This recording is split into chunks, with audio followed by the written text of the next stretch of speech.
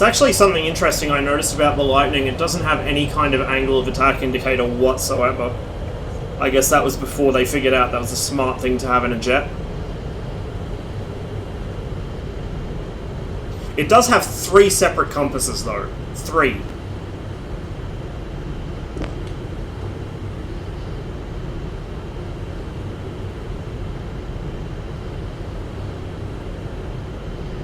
Yeah, sorry about the issues, guys. FSX is a nightmare to stream unless you have a NASA computer, and even then it seems to be problematic. 2020 cannot come soon enough, as far as I'm concerned. Yes, we are indeed Wake Island now. It's back behind me. Actually, speaking of AOA indicators, does this have one? Where is it? Oh, yeah, on the left there. So we're doing 15 now, 20, 25, 30. Around 30 she starts running away and doing unpleasant things.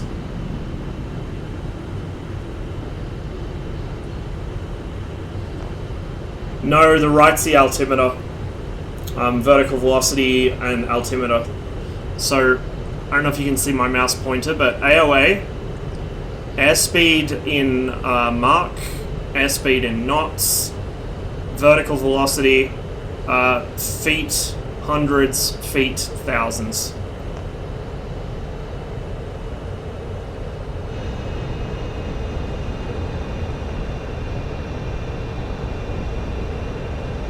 .25 is safe max, much higher than the Mirage, limited to 14.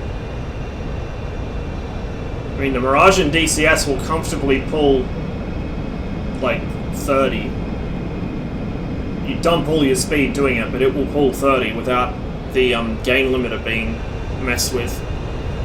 If you take the gain limiter off it, you can pull it up to like 35 or some shit that you stall out. There is Wake Island down there.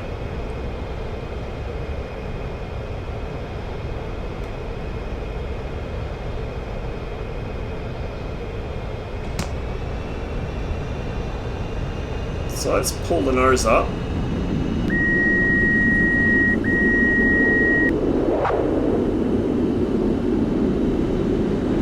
In real life, that would probably rip the wings off and do other bad stuff.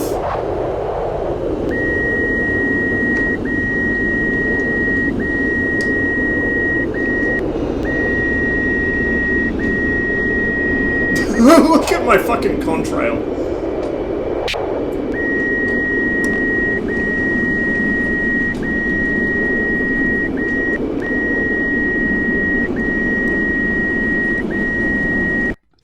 There we go. There's the overstress. That was interesting. That was very interesting. So, FSX flight modeling is not like DCS. It uses a different system, much less in-depth. So, for all its faults, DCS is actually better in terms of flight dynamics. Oh yeah, my entire stream dropped out. Jesus. That should be working now. So yeah, I think we'll just call it there for FSX. I just wanted to muck around in the Lightning and the 106. I'll have a look at that other one later, Pom. Remind me. So we will close this. We will go to our DCS scene. Switch games. And go hit up either Cold War or Growling Sidewinder. Cold War might actually have people on it, but might not have a GCO. Store time. Alright man, thanks for dropping by. I'm glad you did, for the 106.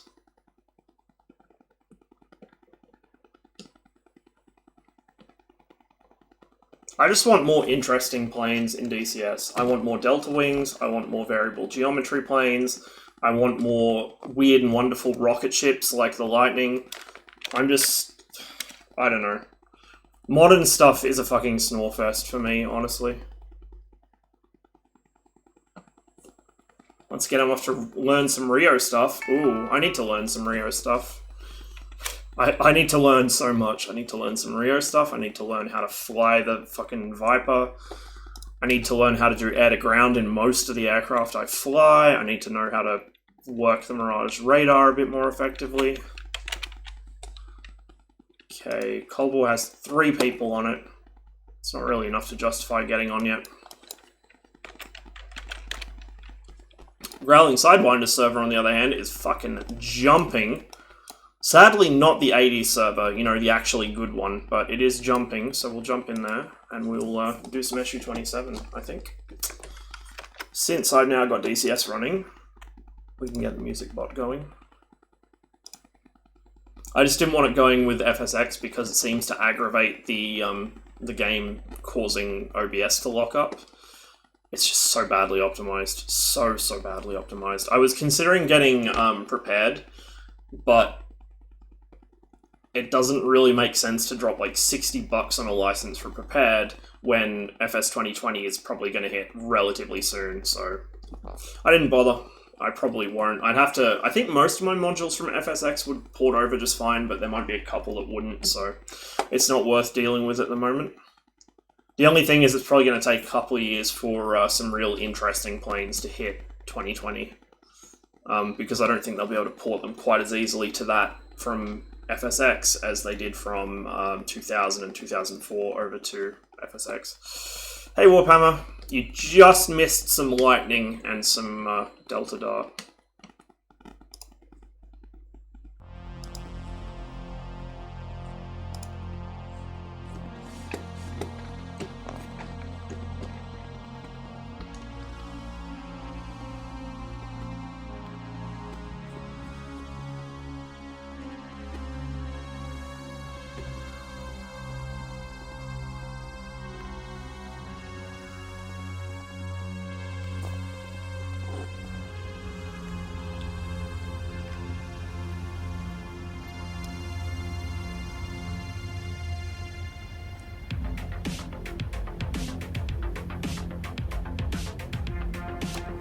We'll go for Minvodi again.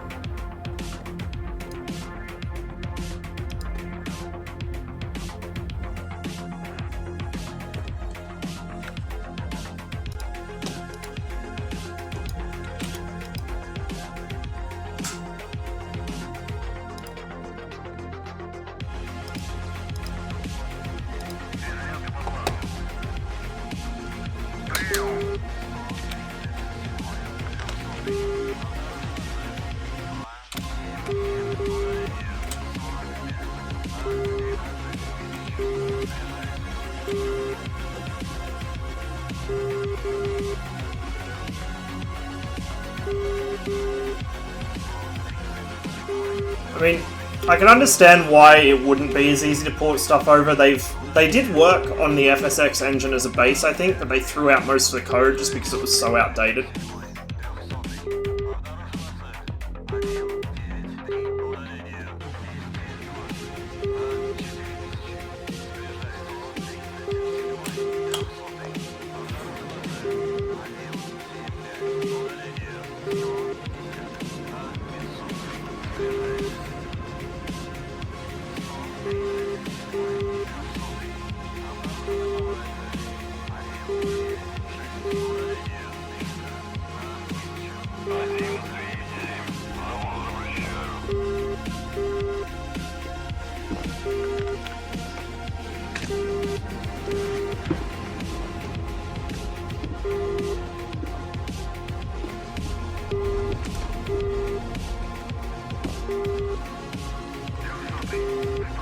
Oops, that's not what I wanted to press.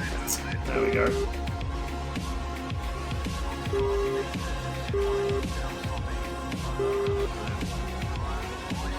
Concerns about 2020 because modern software company ADD means I'll probably drop it again since it sort of needs servers.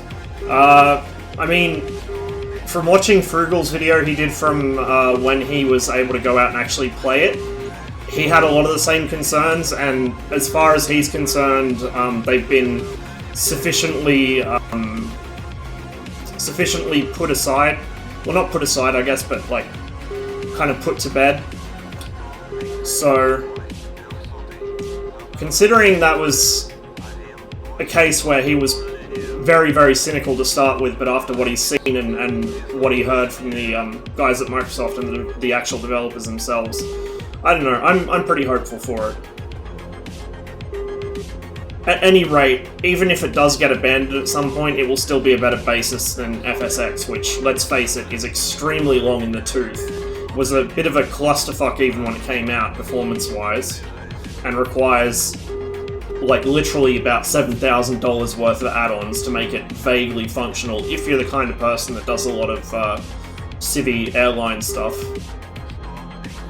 Or, you know, if you're the kind of person that wants to fly from a lot of different areas.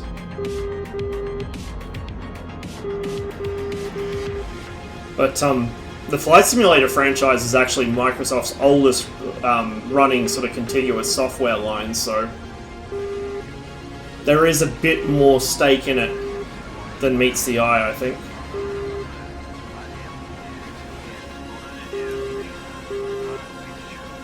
You will be. Like, they've got offline terrain, so you can run it without an internet connection, you just won't have the real high-quality stuff. But you can run the game without an internet connection. It has like a variable size cache that you can select how much you want to store on your own PC, and at what kind of level of detail, I believe. But they also explicitly said they have no intention of turning the servers off anytime in the near or even somewhat distant future.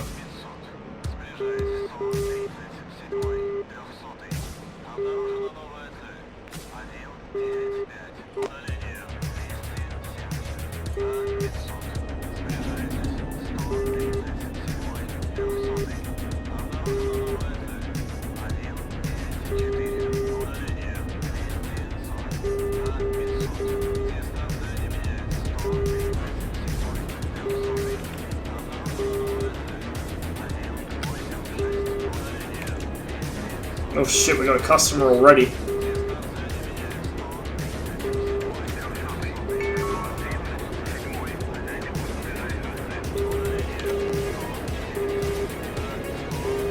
Two customers.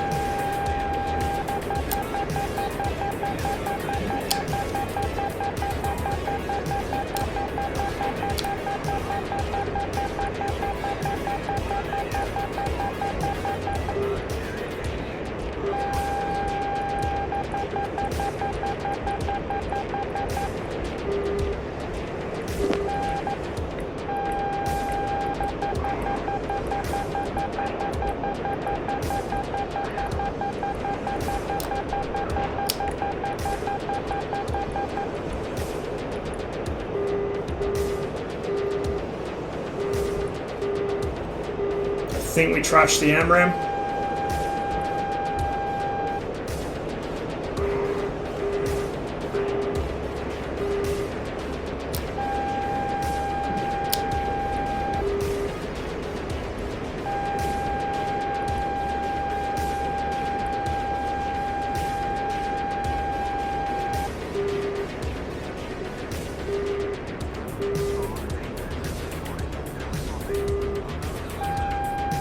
That looks like a hit to me. Yep, we got him. Took enough fucking missiles.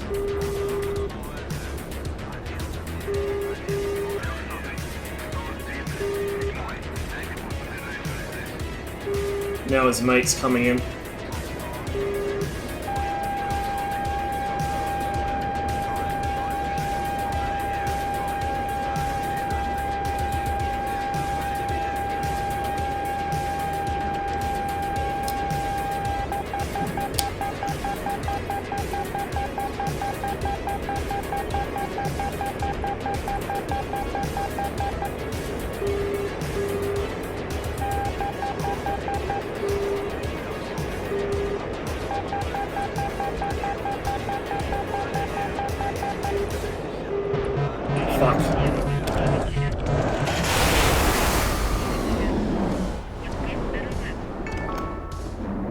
F-15. I swear to God, you take the 120s off these people, they would die in droves. They don't know how to fight without them. You take away their active missiles, they're hopeless. And if I hadn't... What I should have done was I should have saved one of my ETs and fired the ET at him, because I had to try and hold... Well, technically I should have just defended. But I didn't want to ditch the ER that I had out on him. This is my problem. I'll overcommit trying to keep a missile on someone when really I should just ditch out. Like, I'm right over my own airfield. There's no reason to worry about wasting a missile.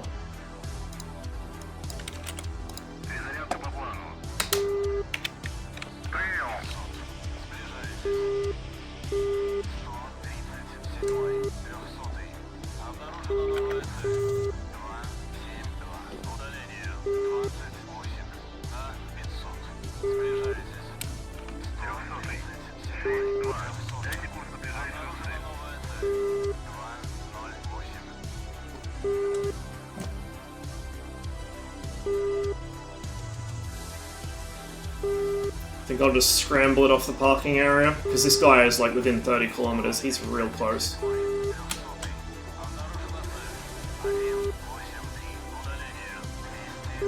And yeah, CJ, I often fire ERs quite far out.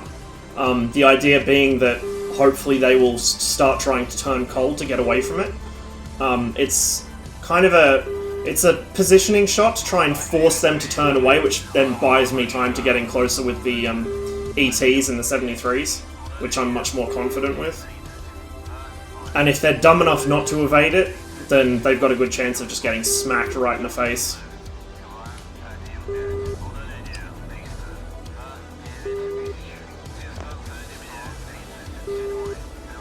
But as was said last time I played on this server, the only thing blue team knows how to do is just fire fucking 120s in visual at whatever they see, and then run away.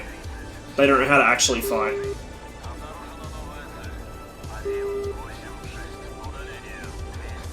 And I will gladly stand by that statement, because every time I got into close combat with one of these guys, they've either shit themselves, they've run away, or they've actually, like, struggled to fight me.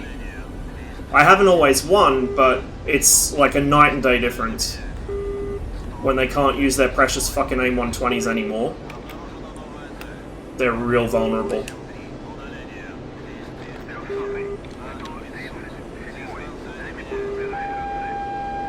Already being locked from behind.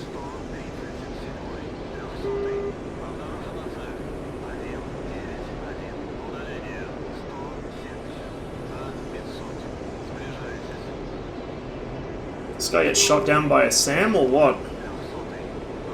Something airborne did briefly lock me as I took off.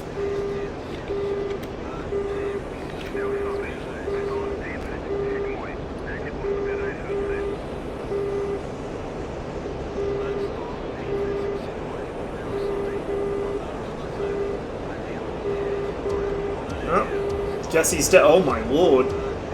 Well then. That's where the Tomcats spawn. Now we know what they're trying to do.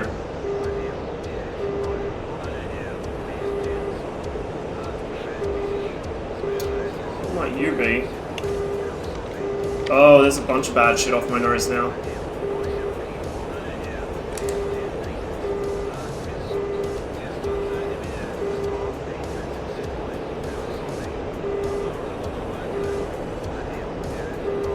It should have changed category. I did change it to DCS. Let me just quickly tab out and double check. You might need to refresh. The botnet's not set up to do any title or game fuckery, unfortunately. I haven't got round to that yet. I find it's really kind of glitchy about switching games. Like, if I go back and clip anything out of this VOD, even if it's in the section which is flagged under DCS, it'll still come up as FSX. It just sticks with whatever you started the stream with.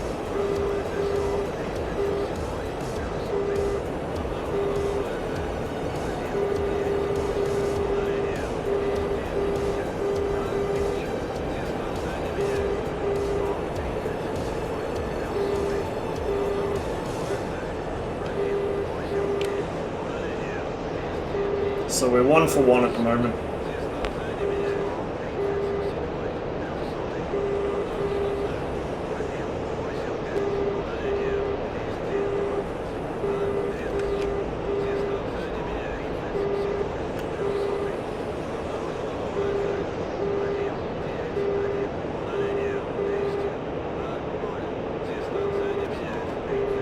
Oh good. Oh good. Fuck you, blue team. People are actually hitting ground targets. This is great.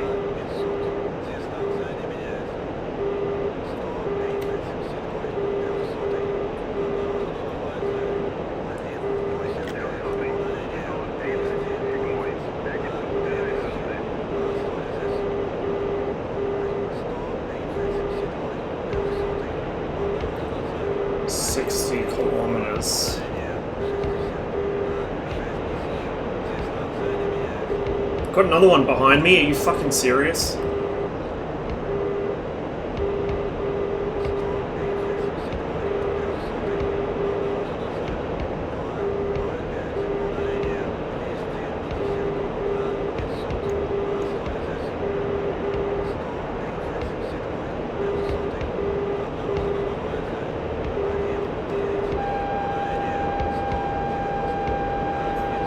Our own air defense is catching me in one of its side lobes, I think.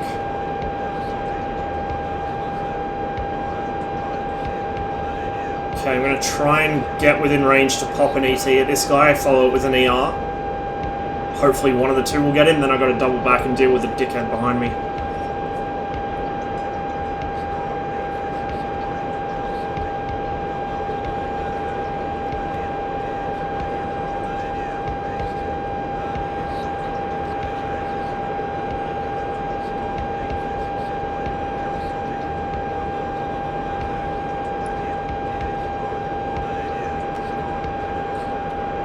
You know, the sad thing is, a bunch of the aircraft I recently bought for FSX are actually, like, more functional than the F-16, and about, like, a quarter of the price or less. It's pretty great. Fuck. Well, we've just lost our fucking element of surprise, I think.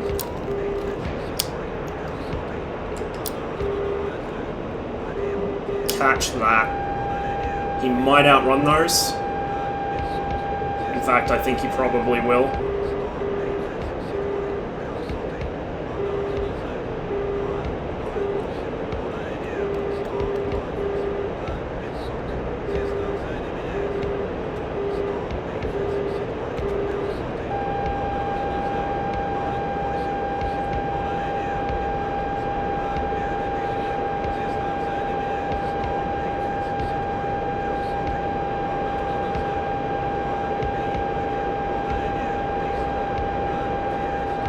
Come on, turn around and engage me, buddy.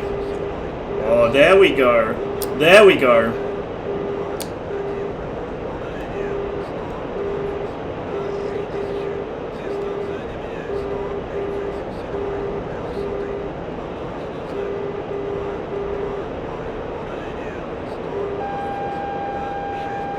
Something above him.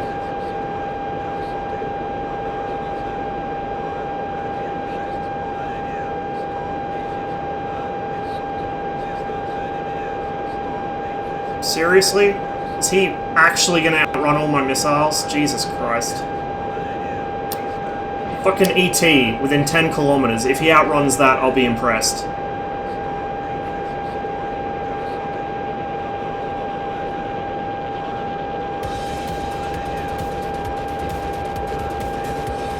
This guy is just flat out balls to the wall running away.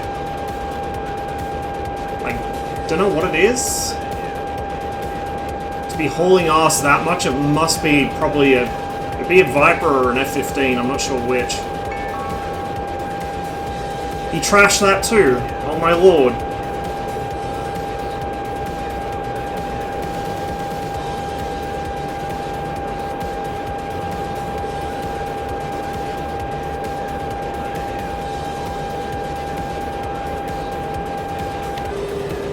There's another guy behind me. Whatever. We'll deal with the other one first, then we'll come back for him.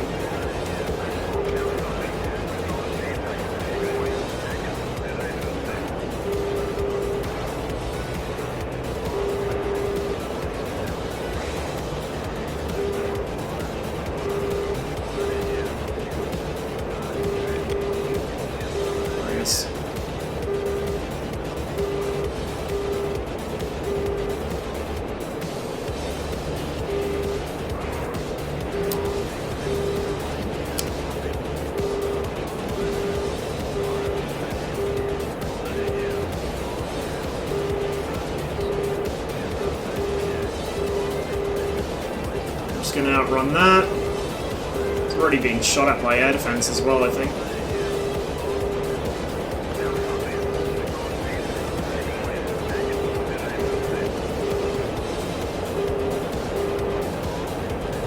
Burnt through his jammer.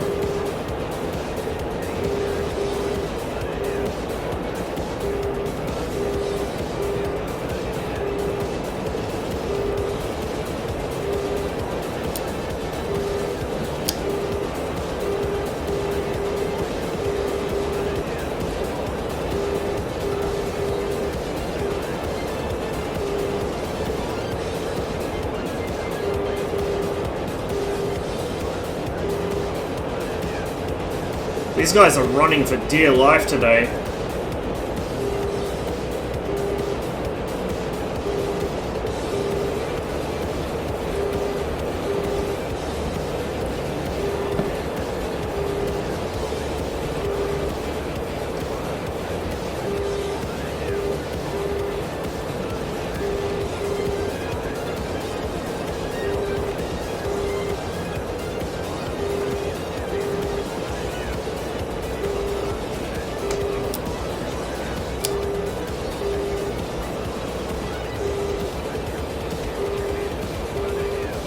There we go.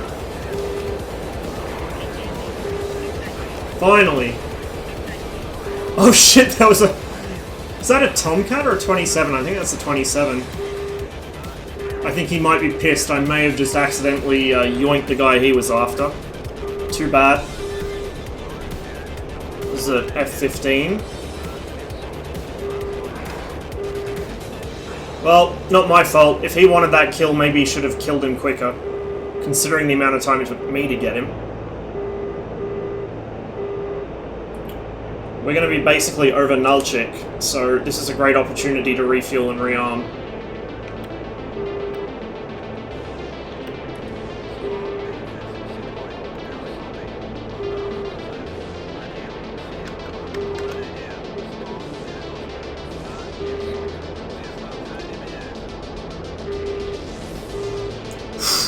That was pretty intense.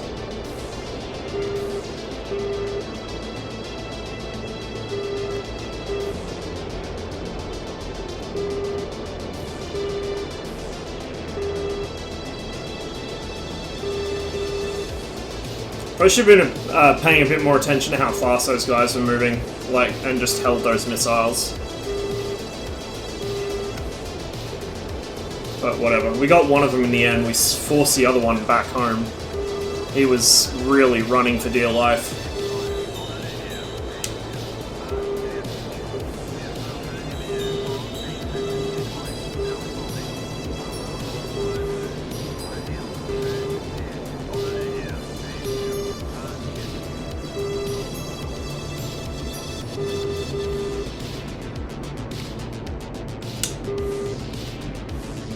Oh. Well, they've hit some of the bombers at Nulchik.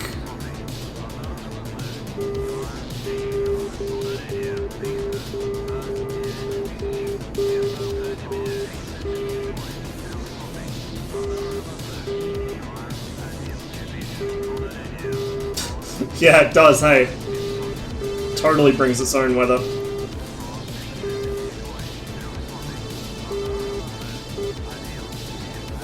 Imagine being on the center line in current year.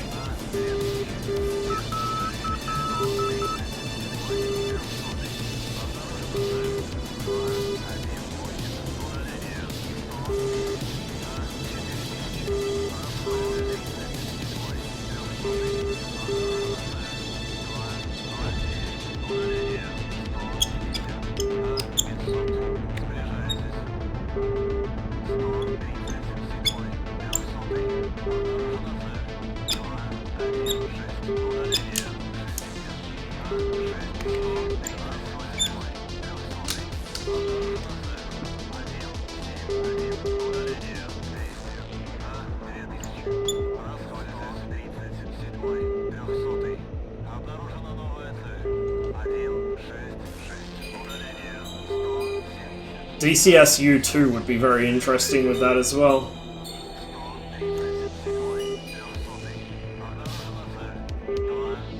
I really hope we do in the future. I mean, maybe this is just my pessimistic side coming out, but I feel like we're not going to see that much more in terms of aircraft variation in DCS. Especially since a large part of the community will react negatively to anything that isn't a fucking F-teen. But I would love to see things like transport aircraft, strategic bombers, you know, things like that. Reconnaissance aircraft, all that fun stuff. I'd love to see that kind of stuff in DCS. I mean, especially for servers like DDCS, having a flyable AN-12 or C-130 or a C-127 or something would be enormously useful. You could have players actually flying logistics in actual logistics aircraft, not Mustangs. You know, and you could have, instead of the AI transports, you could have players doing it. And you could have so much more variation in co-op missions as well. It'd be really fun, but I don't know if we'll ever see that, to be fair. I hope we do.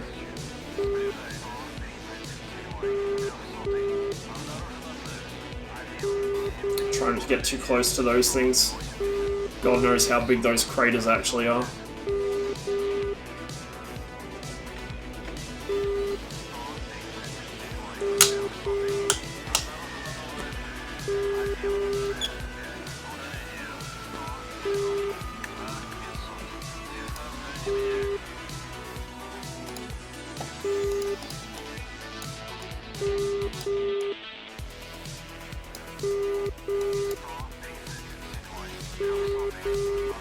We'll wait for the engines to spool down fully, otherwise the ground crew will have a temper tantrum.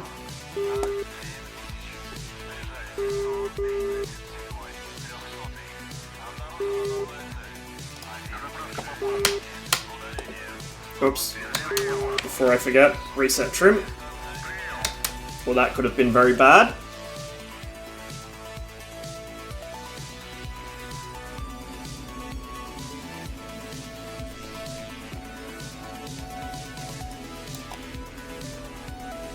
It is absolutely jumping in here.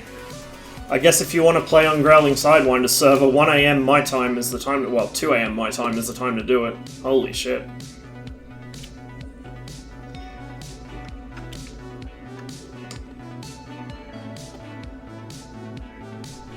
In 12 or IL-76 is working tail gunner position, imagine the butt hurt. Yeah, that'd be great. That would be great. Still want the Buccaneer, so I can use the retard defense. Imagine the Salt, some dickhead behind you at low level chasing you, and he gets wiped out by a bunch of parachute retarded bombs. Fucking killed by a 2,000, oh, was it? No, 1,000 pounder, I think. 1,000 pounder or a 2,000 pounder parachute retarded bomb.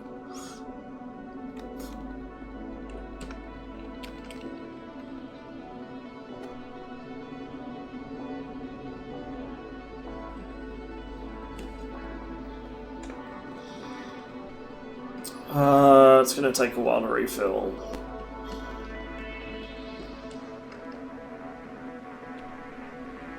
Couple Mirages out as well. Oh, that's the wrong button. What did I just press?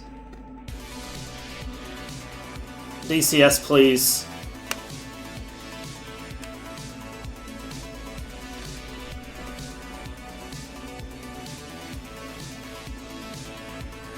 I may have just killed my game, accidentally.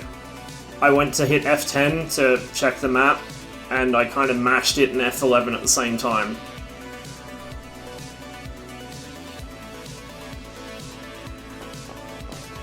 Well, this is a great start.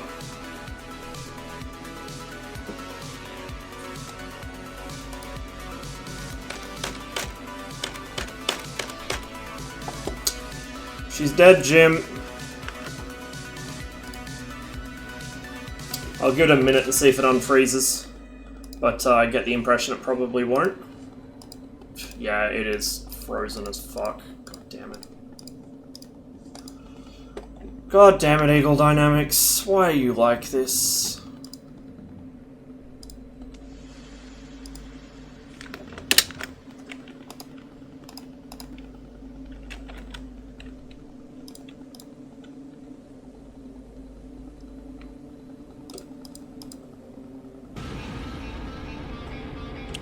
Yeah, I'm gonna have to restart the game. Bear with me, guys.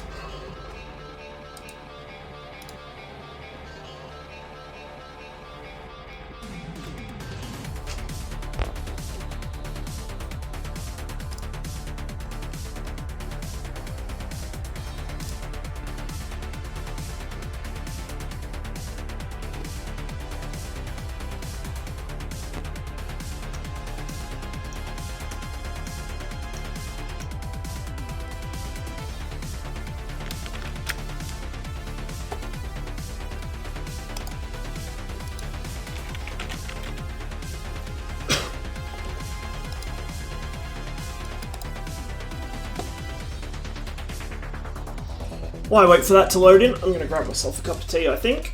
So I will be right back.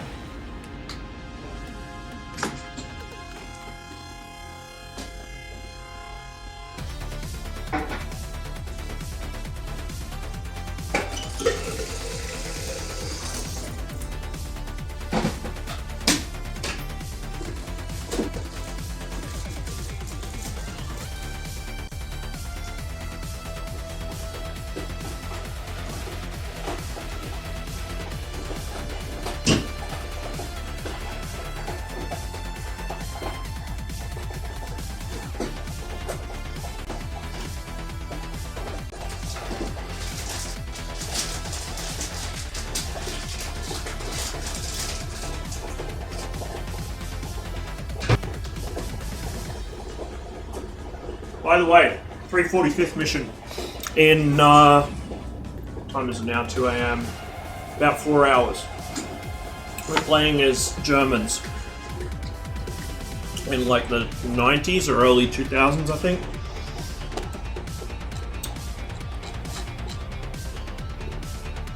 So we'll be using the Melty Boy.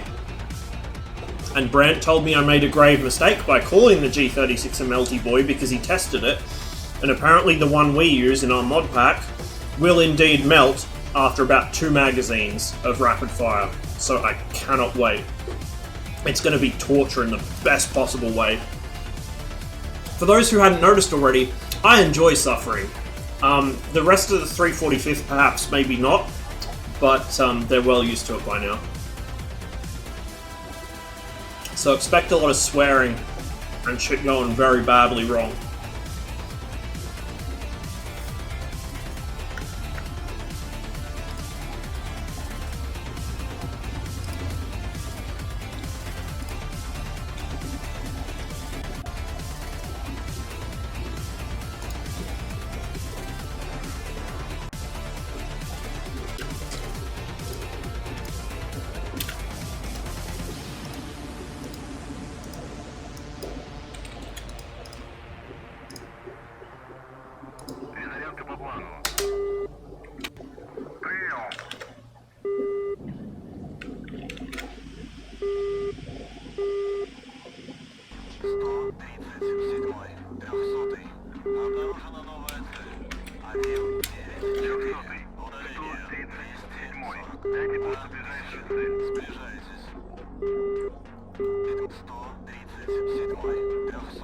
One 3-6 for 4. I'm sorry, what?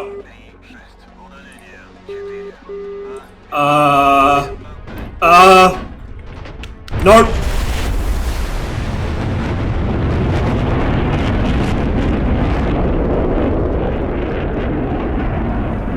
That motherfucker! It's the guy I killed before! It's the same fucking guy I killed before. You little piece of shit. Oh, I'm angry now. Look what he did to my plane. Look what this piece of shit did to my plane. Look at this. How the fuck am I supposed to explain this to the insurance company? That's it. This is personal now. As soon as I get my tea, that guy is fucked. Look at this. I'm actually lucky I didn't get killed. I think he landed around right on the canopy bow. Like I saw something spark off right over my head. Look what he did to my plane. Look at this. Wanton vandalism, honestly. Wasn't even done actually, yeah, I was done rearming. Shh. Alright. I'm not going to respawn just yet, because he's probably going to hang around. So, I will go get my tea, and I'll be back in like 2 minutes. And then we'll have our revenge, maybe.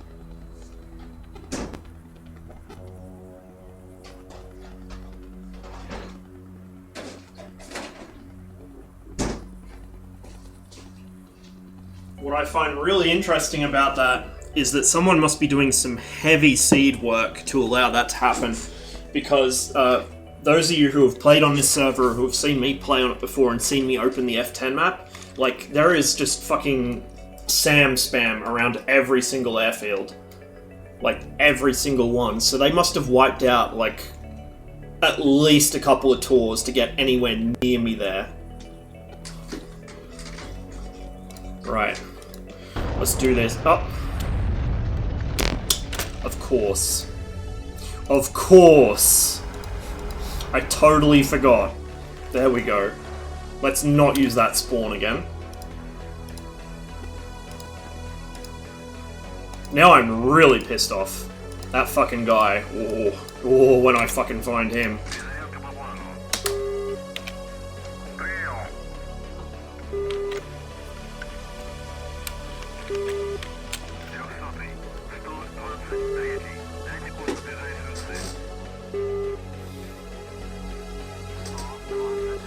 Took out the building behind me. 103 for 8. Oh, fuck. Come on, come on, come on, come on, come on. Fuck it, we'll go with what we've got.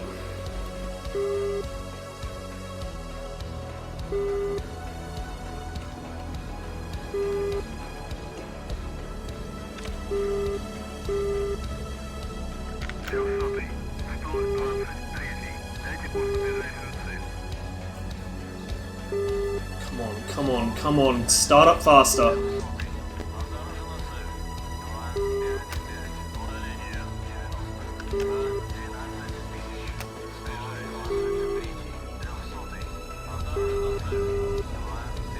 Come on.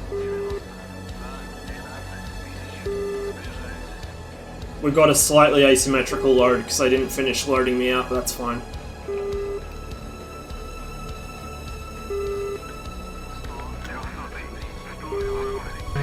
Fucking Christ! Go away!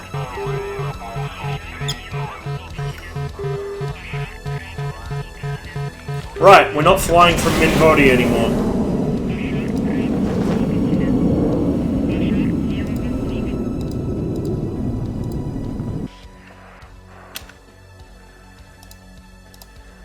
Yeah, we have no air defense whatsoever left there.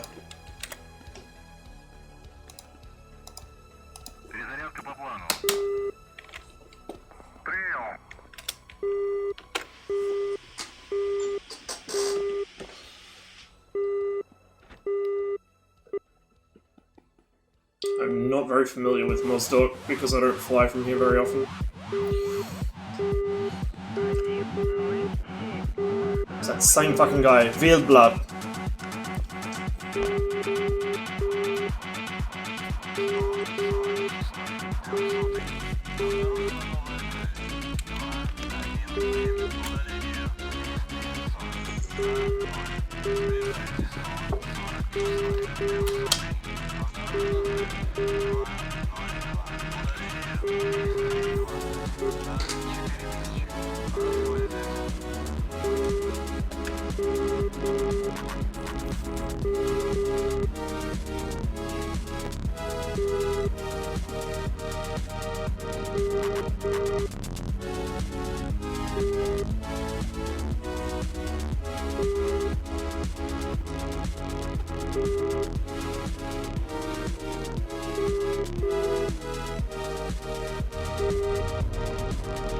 Unfortunately, this thing takes just enough time to rearm and well, rearm and start up. I didn't need to refuel. But I can't do the whole Battle of Britain thing, where I just take off while I'm being shot at. Or bombed or whatever. I have to actually have about a minute or two to get off the ground.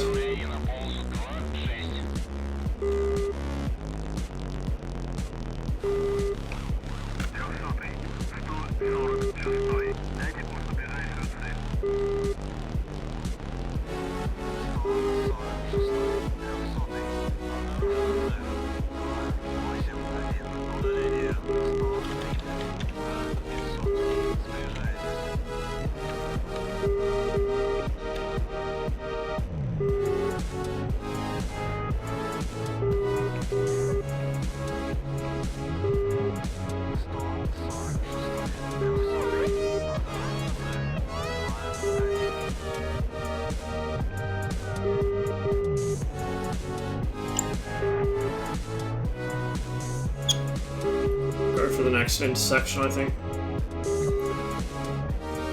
Shouldn't need too much runway to take off with this. Oh, I think I'm down near the end of it, anyway, down here. Yeah, that's the end of the runway right off my nose. So we'll take off from here, we'll go straight to Minvodi, and we will try and kill that guy if he hasn't run away already. And if he has run away already, then I will hang around until he comes back.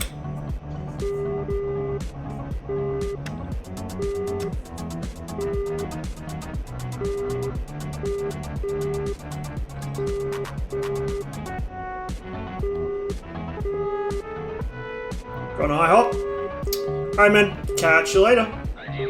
Enjoy your pancakes.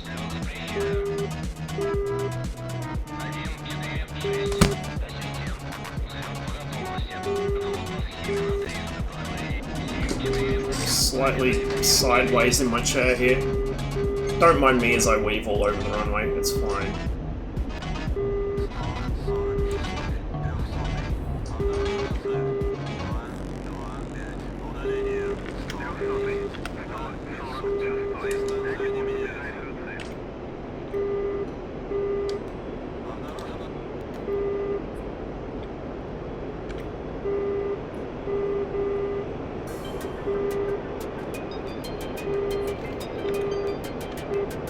Holy shit, there is so much crap up here.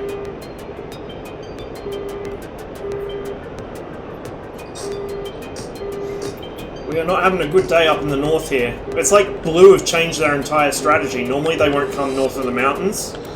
Or if they do, it's like one guy. But half their team is up here. I've never seen them do this before. Well, other than the last time I was on this server. No doubt they know I'm here. They would have seen me on their data link already.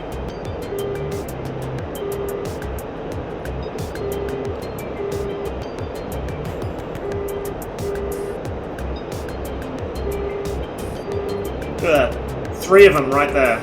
1 high, 1 middle, 1 low.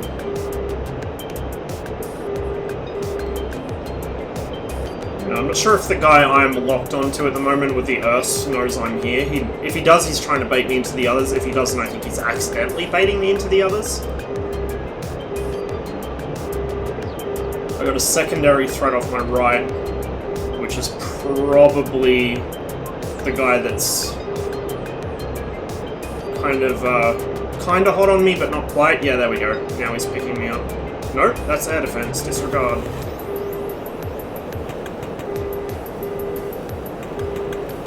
It is a mess up here in the north.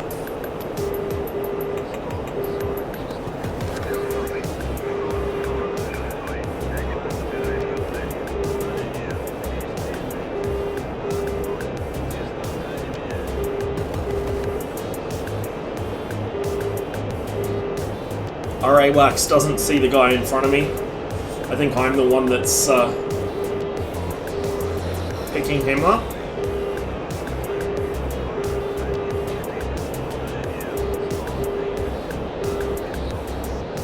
Oh my god, another one.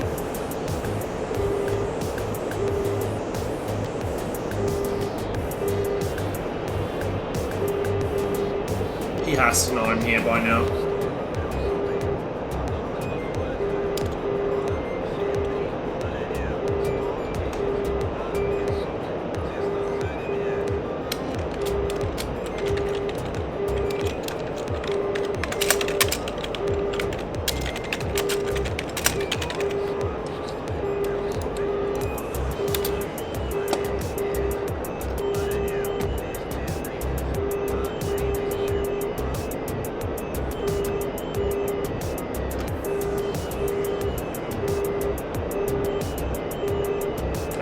Oh, that's friendly I'm locked onto. Okay. I'll support him then. Yeah, so RA Wax doesn't see him. I had to quickly pulse the radar to IFF him.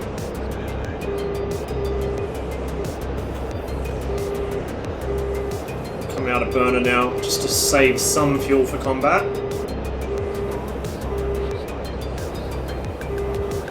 That's another one there.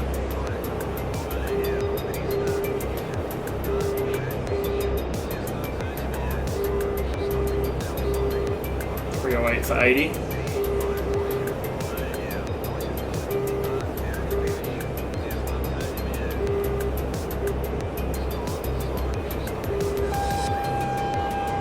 Being locked from my left. Okay, we'll get some power back on.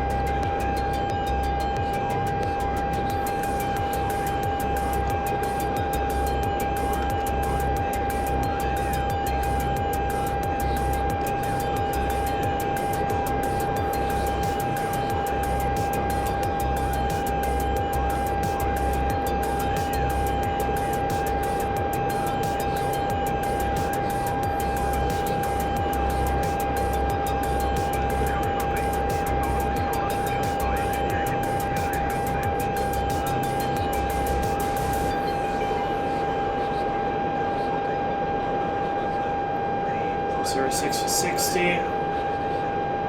Dropped lock.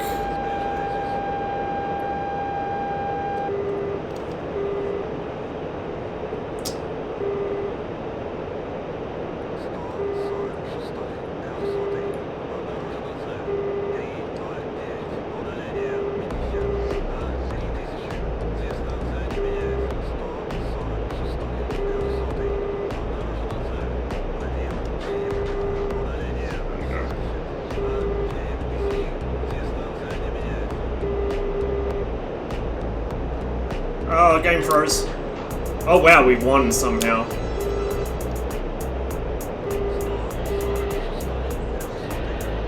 And we get the Russian anthem.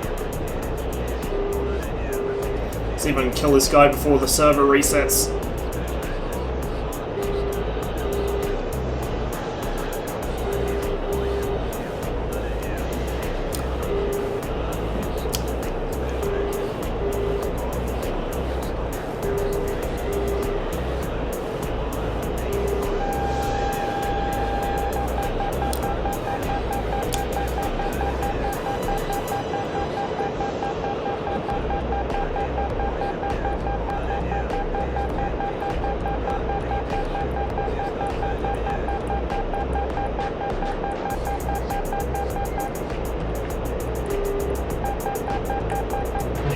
Oh, he got me.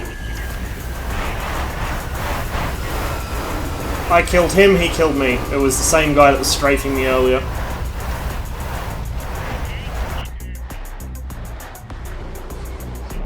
See, if you take away their spam rams and they can't trade 1-for-1 like that anymore, Blue's kill tally would start looking a lot worse. That's literally all they do. They wait until you're close, and then they spam 120s at you in visual. So even if you kill them, they'll still get you. Like, he was dead before his missile was even that close to me.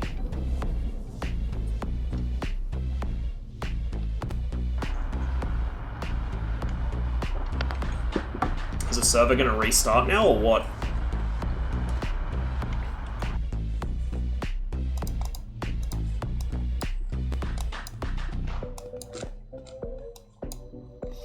To be fair, I'm not even sure what the win conditions for this are. Like, we can't capture their... It's not like DDCS where you can actually capture airfields. I think we just have to hit all their ground targets, and that eventually does it.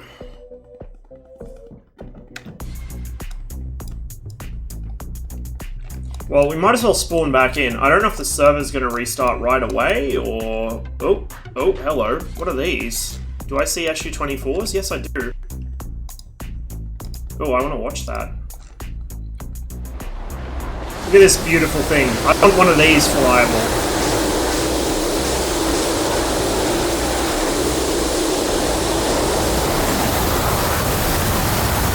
I'm not entirely sure what he's doing, but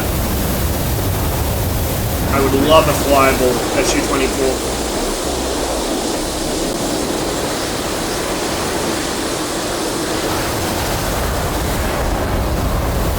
It's like he's defending, but I don't know what he thinks he's defending against. Nobody shot at him.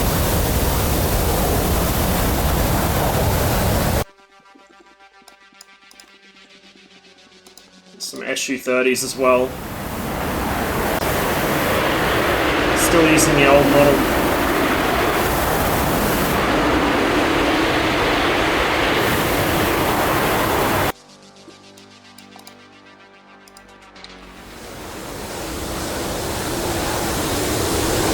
Look at this thing.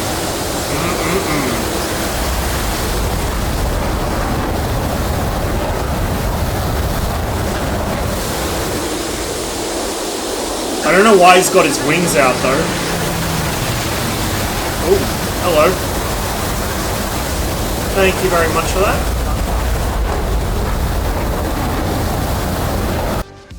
Yeah, I don't know why they don't sweep their wings. The big missiles on the inner pylons are actually on the wing gloves, so it's not like the F-111 where it collides with the sides of the fuselage. That is a Sukhoi Su-24 bomber.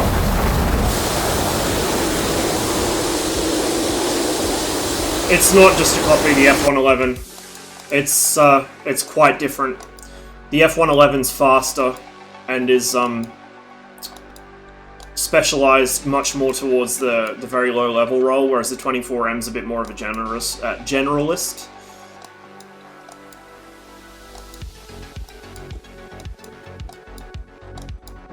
They have a similar role and they look similar, but that's just because everyone was doing variable geometry at the time. Everyone writes off a lot of Soviet equipment as just a copy, whereas the Soviets actually copied very, very little, and when they did it was usually to give themselves a leg up. So for instance, when they copied the B-29, it was because World War II had basically disrupted all their long-range strategic bomber programs, and so to give themselves a leg up and catch up essentially on what they missed, they did what the French did with the German tanks. They took something which worked, well, maybe not so in the case of the German tanks, but they took something existing, the B-29, which they had access to, and then they copied it, like totally reverse engineered it, copied it, built their own, and then improved on it. So, within a couple of years of copying the B-29, the Soviets had made a bomber far better than the B-29 was, but of course then they realized it was a developmental dead end, and Tupolev went on to design the Tu-16, and then later designs as well, like the Tu-95. Well, exactly, Warhammer. That's why afterwards they went back and they improved it. Like, the goal was to just get the technology first by reverse engineering it, crank out a bunch of them so they at least had a bomber. It didn't have to be a good one, it just had to be a bomber, and then they worked on improving it as they had time. So usually, if you look at things that the Soviets did actually copy, it's usually either because it was a very good piece of equipment, which they realized the potential of, like the Trilux sight, which the British made. The 1P29 is a direct copy of the Trilux. It has a slightly different reticle. It's got, you know, the standard sort of Russian range-finding scale on it, but otherwise it's Trilux sight. There's that kind of copying, and then there's the TU4 kind of copying where it's like, shit, we need to catch up. Let's just take this, reverse engineer it, and then improve it. Then you've got more what the Chinese do, which is they can't develop the technology themselves without reverse engineering it, just because there's not really enough initiative there. To be fair, they're not, like, China's setup, so to speak, didn't really give them a lot to work with when it came to heavy industry, but nor did the Soviet Unions. The Soviets were just better at doing it. So China tends to copy things directly, and then they'll mash bits of copied stuff together. Like if you look at the J8, it's the front end of a MiG-21, the center section of a MiG-21, and the tail end of a MiG-19. If you look at the J8-2, it's the front of a MiG-23, the center of a MiG-21, the tail of a MiG-19. Like, they take existing stuff and they copy it and kind of smash it together. And eventually they develop their own tech, but a lot of, like, even the J-10 is very heavily based on an Israeli aircraft concept which never entered service. Hence why it's got such a radical departure from the kind of traditional aircraft layout. Now, to be fair, the Chinese are working on a canard fighter of their own. They just never really got there because they didn't have the technology they needed to build it.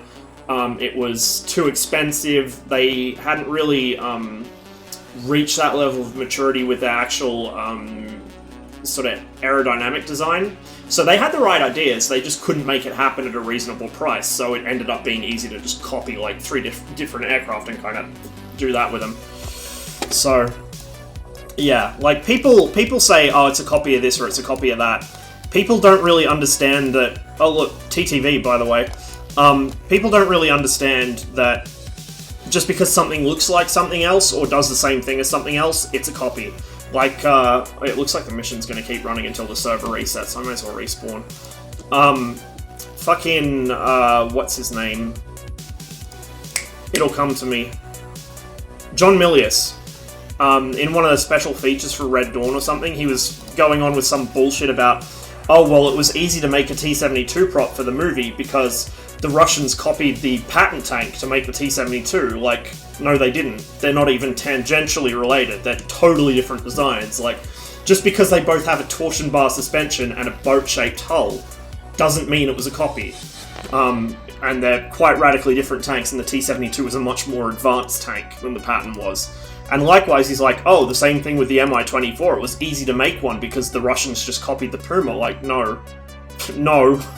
They're not even similar.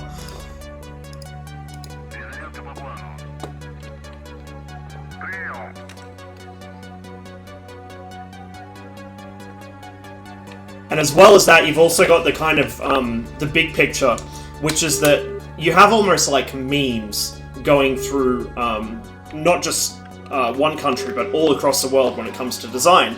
Which is why if you look at aviation industries the world over in the 60s and 70s, they were all obsessed with variable geometry.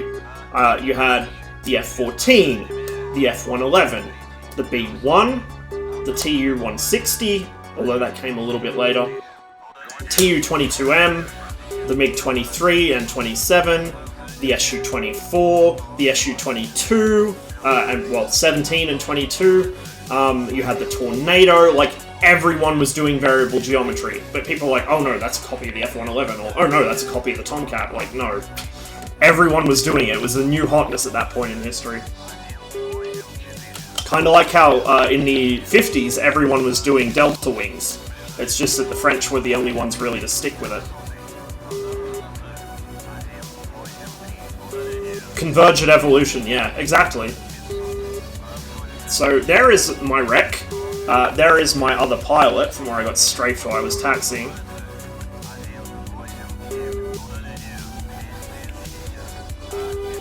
So I guess now that the objectives have been completed and we have won the map for Russia, this is going to be pure airquake, as usual. What a surprise.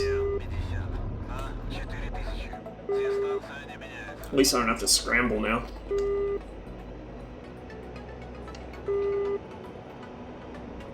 Yeah, that's the other thing too, the Mirage, fucking Stovall version.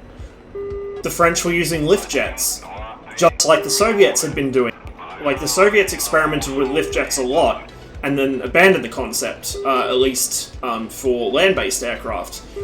One of the two MiG-23 proof-of-concept prototypes was a lift jet-based version, essentially a MiG-21 with lift jets and a solid nose, you know. And then they realized that was just dead weight, it wasn't going anywhere, so they developed a variable geometry version instead, because it fitted what they needed better. And then you have... Oh god, I am gonna get strafed again, shit. And then you've got the Americans now with the F-35 going back and buying up a bunch of documents from the Yak 141 because they wanted to use lift jets in the F-35. Well, a lift fan, sorry.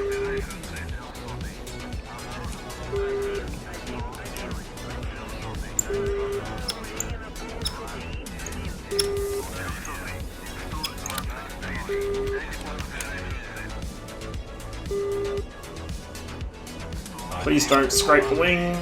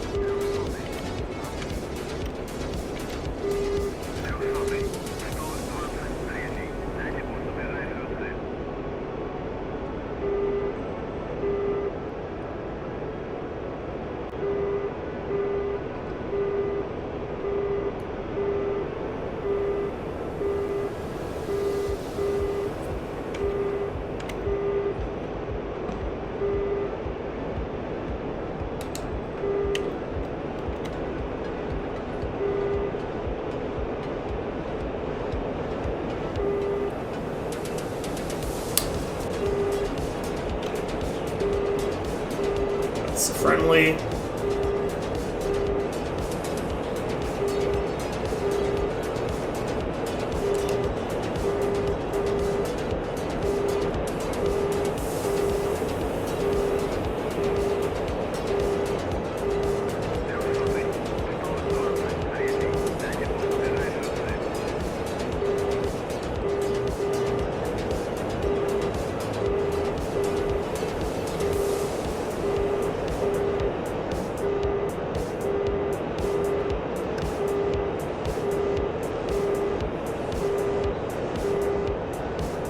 No reply from AWACS. Please tell me he didn't get shot down. Oh god, I think he's getting shot down. Fuck.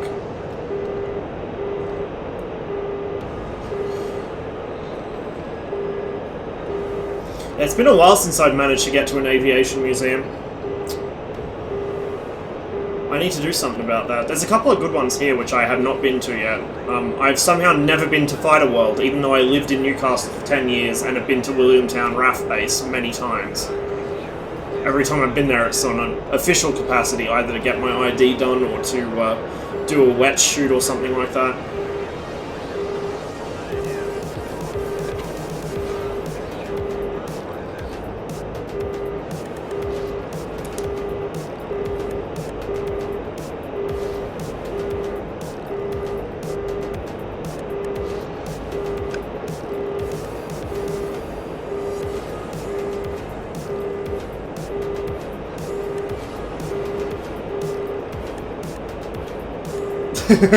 They should. I think that'd go over most of the server population's heads, though. They're not exactly the brightest sparks.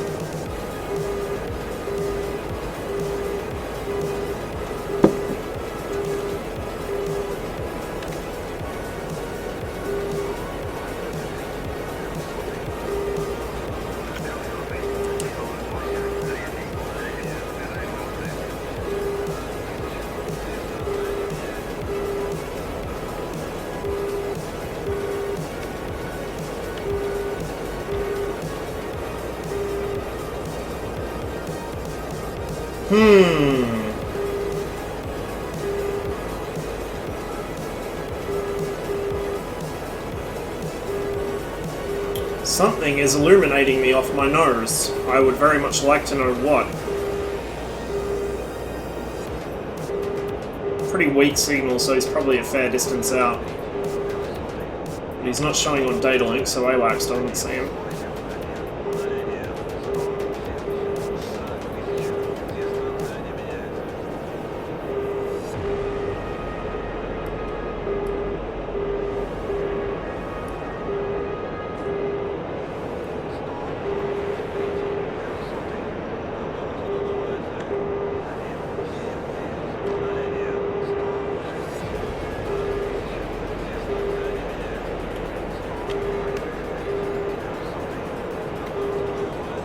Alright, never mind this guy.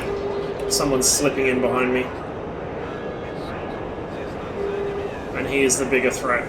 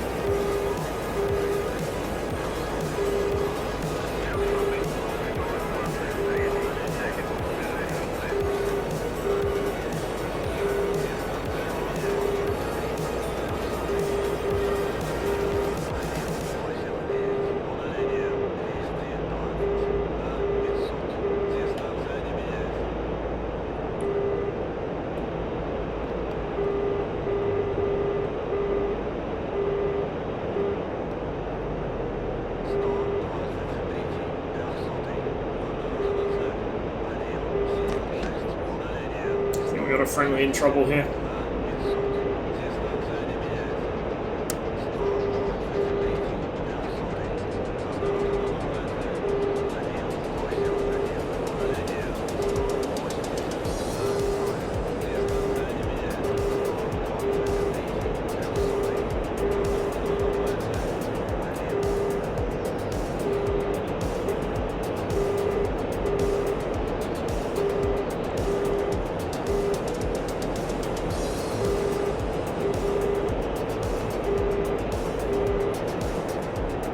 Friendly's got his jammer on, because of course he does.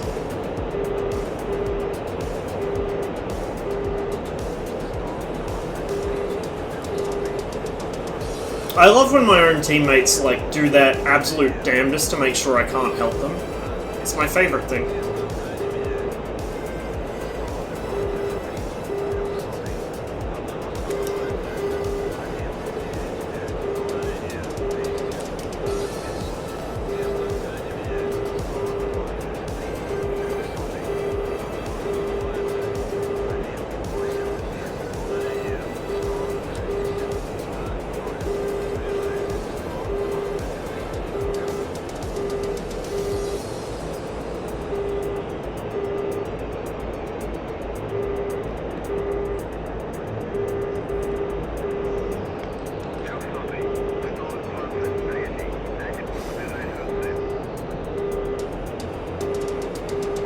Two jamming friendlies.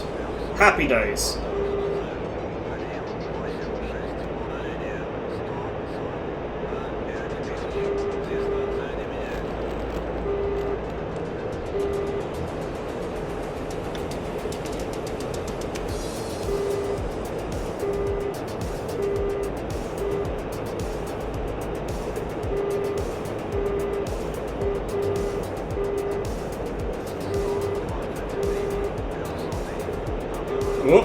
Oh, hello.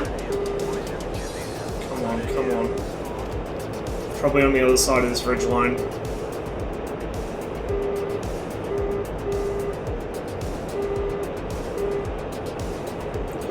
think I might go for the higher one first.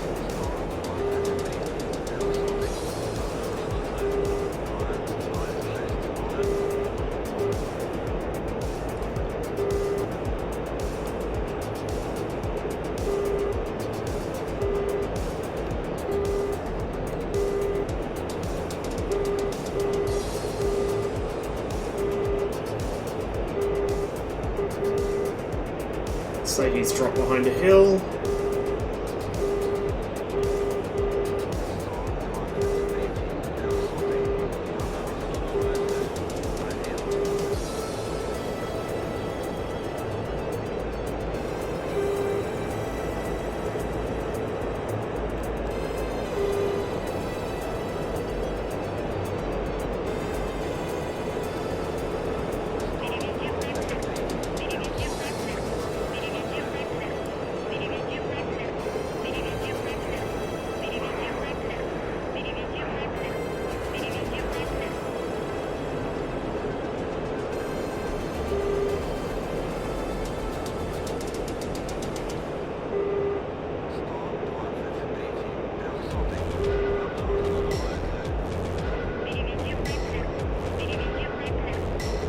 God, it is a mess in these mountains. Look at this shit. Look at this. Blue think that they're fucking red. What are they all doing in here? Okay, we're gonna double back on that other guy.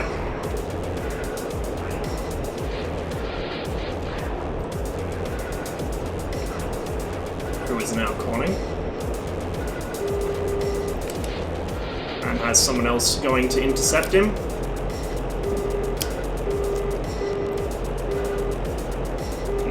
Probably going to fire a 120 pretty shortly.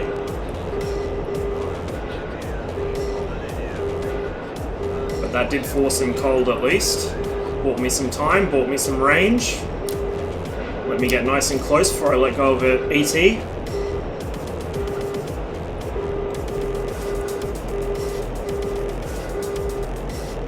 He's probably going to try and outrun it, which he might be able to do. Locking me from, or painting me from behind rather, not locking me.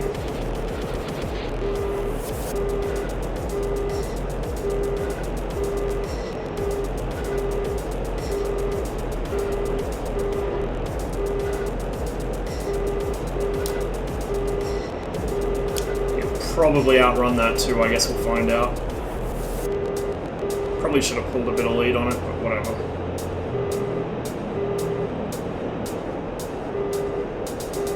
He's diving for the valleys.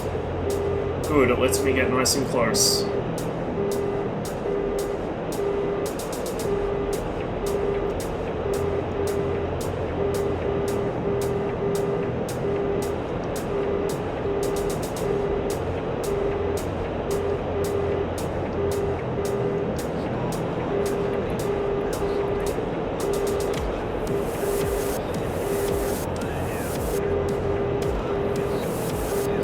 Drop behind that ridge.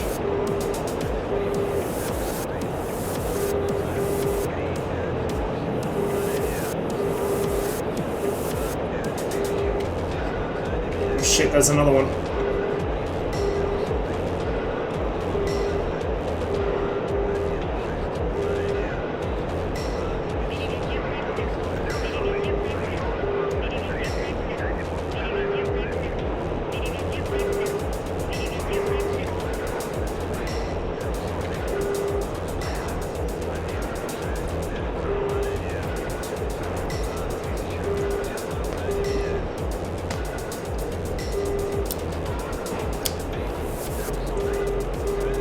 Saw that.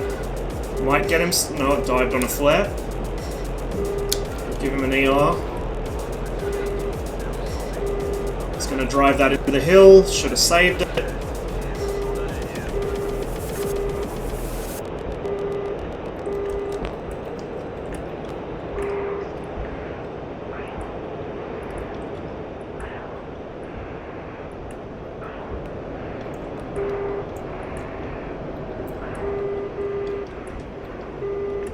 Where is he?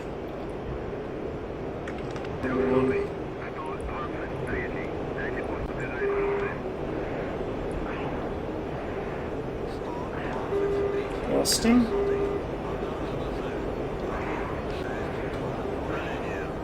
I fucked that up. I get too eager with my missiles and I launch them when I don't have a good shot. He's behind the next ridgeline, maybe? Wait, did he crash? Surely not.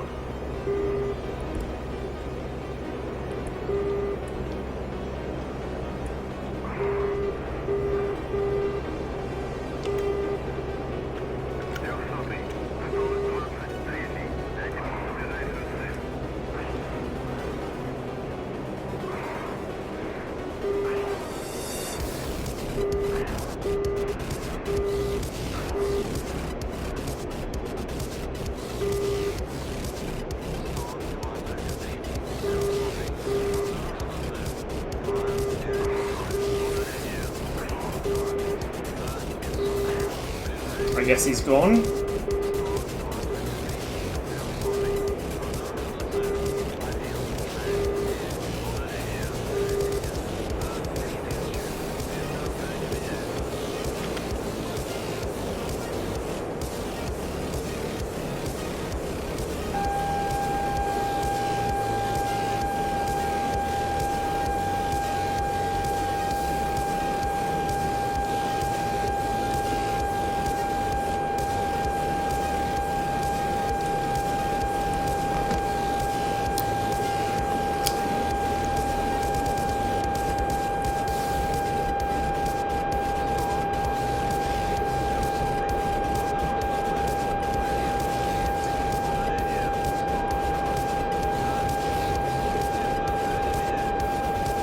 What are you flaring for, buddy? It's not a fucking ET. Okay, he's gonna fire a 120 any moment now. He is getting pretty close though. Right, there it is. I'm out of fucking chaff. Oh, and I'm hit. Got too close.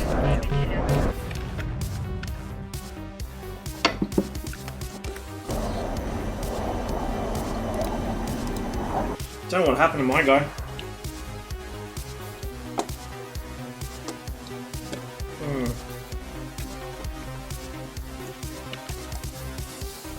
Weird.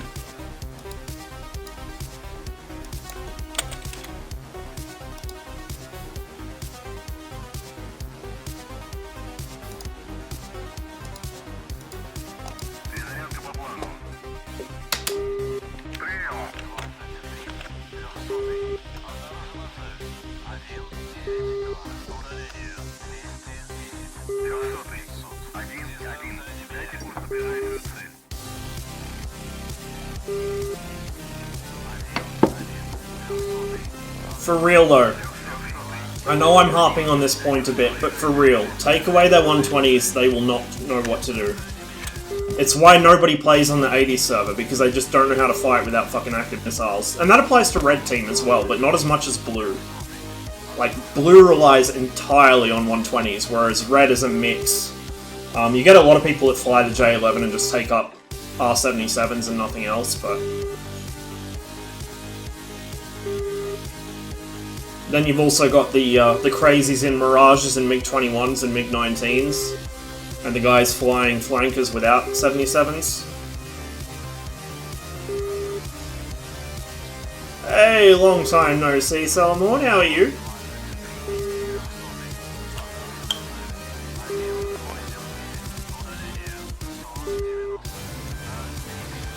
I mean, to be fair, you kind of have to take ERs and ETs to try and combat the spam rams. But hey, if they only had Sparrows, I'd be happy to lose the extended range missiles. I'd be happy to fight them with R27Rs and R27Ts. I'm doing alright.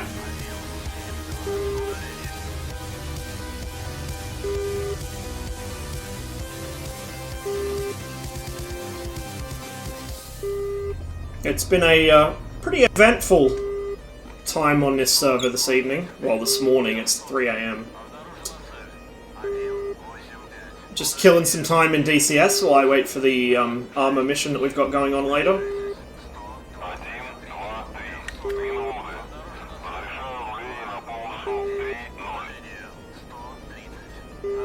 Yes, it can.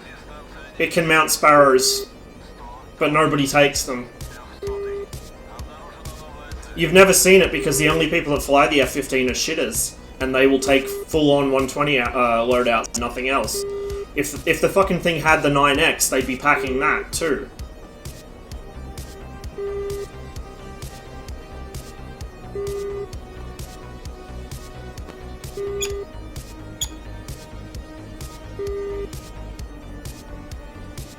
All I'm saying is, active missiles are for cowards. And if you want to see the result of becoming over-reliant on active missiles, look no further than what happens when I run them out of 120s and get close to them. Or if you get into a merge with guns, they just shit themselves. Because all they know how to do is lock someone up, or not even lock someone half the time, is just blast off 120s in visual. And whoever it hits is, you know, to whom it may concern. Haha, suck shit, they just lost their AWACS. Good shit. I have tried going guns with this thing in here. Unfortunately, I never get close enough because there's always at least 2 or 3 of them ready to spam. Very disappointing, because I'd love to get some guns kills on here. Oh, there goes a tire.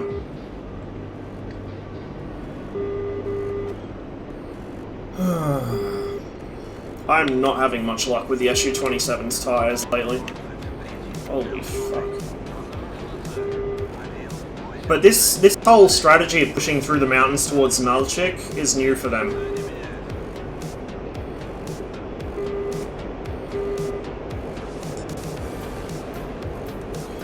Wonder if most cat drivers even know the reason you almost never saw 6 Phoenixes on one. Yeah. Yeah, if you, like, I've seen Nuts do it occasionally just for the comedy value of sending 6 for, you know, to whom it may concern, and on this server you can do shit like that, no one cares. But, you see a lot of people unironically carrying 6 Phoenixes. And they might get 1 or 2 hits out of that if they're lucky, because they can't even use the damn thing, despite how broken it is.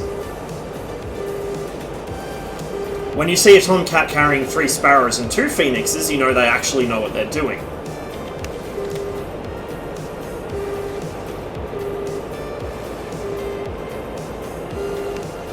They're all a fair distance out.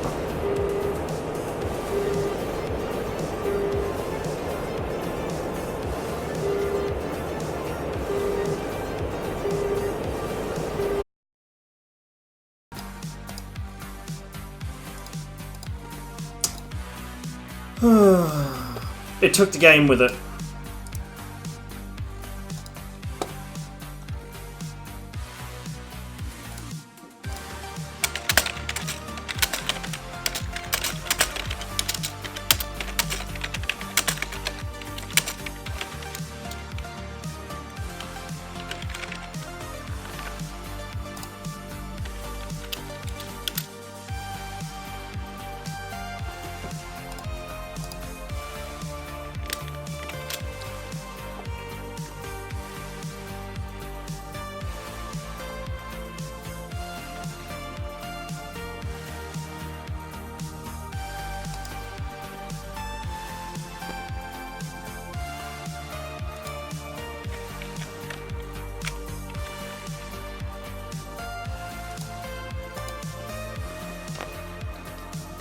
Yeah.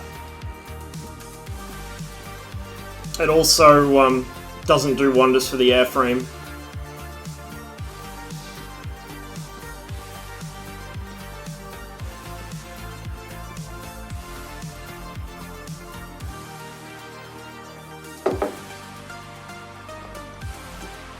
But it's a very good kind of visual cue for whether someone's actually good at the Tomcat or not.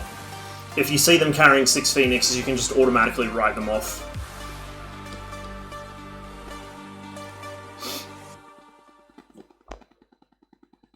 Kind of like the Hornet. If you see them carrying double-racked 120s, you can just naturally assume they don't know what they're doing, and as soon as those 120s are gone, they're gonna shit themselves and die, or run for home. Probably a lot of you guys would have seen it by now, but for those who didn't, Pom intercepted a Tomcat on this server while he was playing Blue in the Hornet, and got to close range on him, like as in guns range on this Tomcat. The Tomcat pilot, realizing that there was a Hornet right on top of him, panicked and let go all of his Phoenixes, all 6 of them, because he is carrying 6, naturally. in ACM mode. And they tracked on his own team because he was facing his own teammates when he let them go. And he got 2 team kills off of it. And then Pom killed him anyway. Seem to recall that you know electronics, is that correct? No, that's not correct. Well, not well. It depends what you want to know. Pom is the electronics guy more than me. I have some understanding of like janky old school Soviet electronics, but I'm not good with the modern stuff.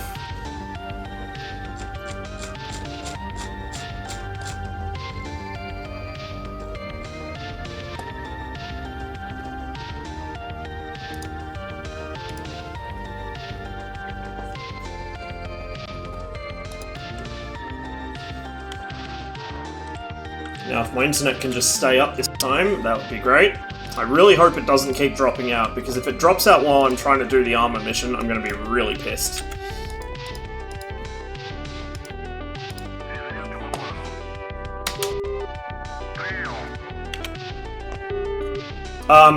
Yeah, no, I'm not the electronics guy.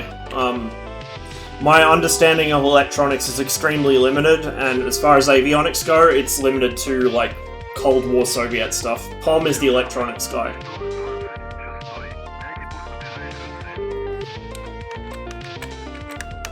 If you have a question about basically any piece of avionics, especially Western avionics, Pom knows the answer.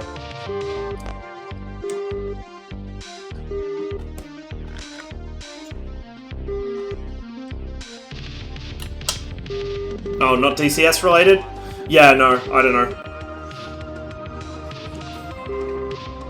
I am definitely not good with that stuff.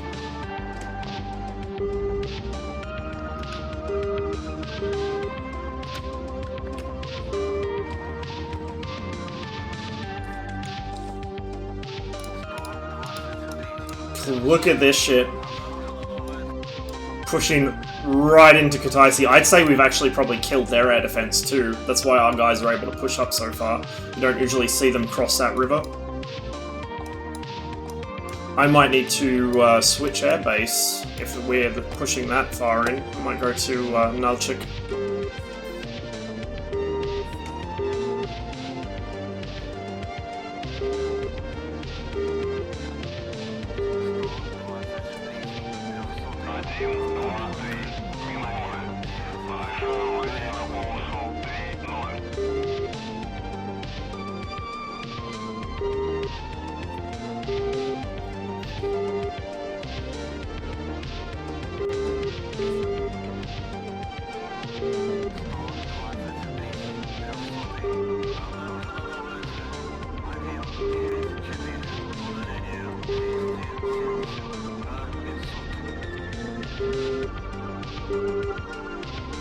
Ah! I found some extremely localized rain, apparently.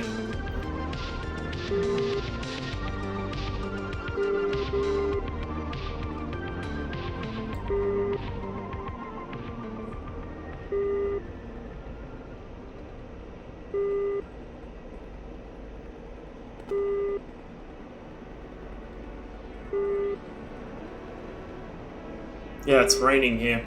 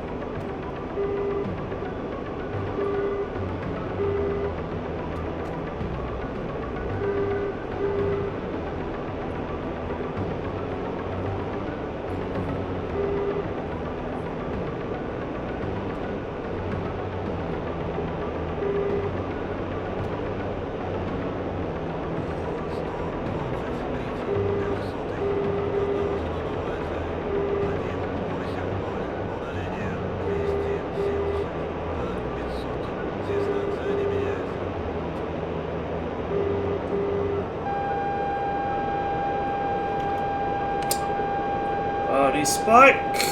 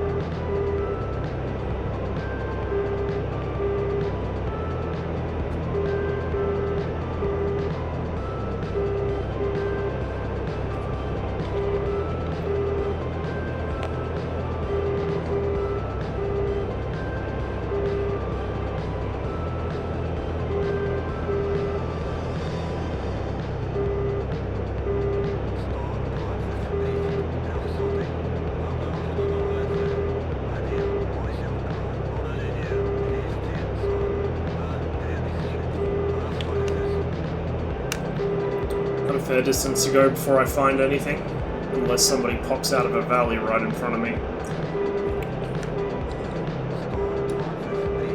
Still a pretty target-rich environment, I just gotta figure out where they are.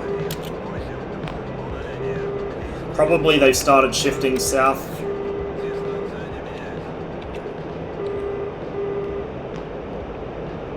That or they're hiding. Oh, they could be hiding in the mountains, I guess. Something's painting me off my nose. Pulse the radar on for a bit. Well, I say pulse it on, I'll leave it on for a minute and we'll see if anything pops up. It's an airborne intercept radar. Should be more or less off my nose. Co-out, allegedly.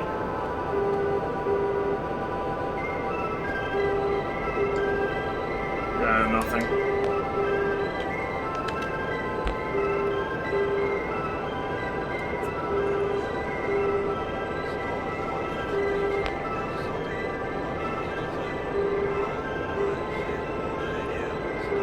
There we go.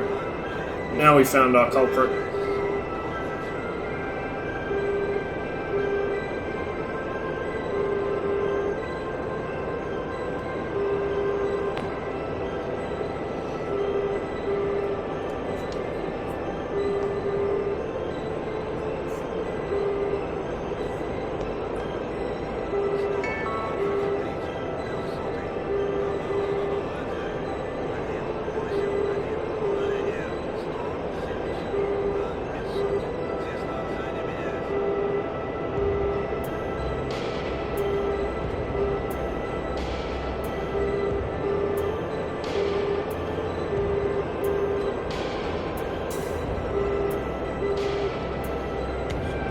That contact on the right, the really high up one, is their AWACS, I think. Should be back on station by now.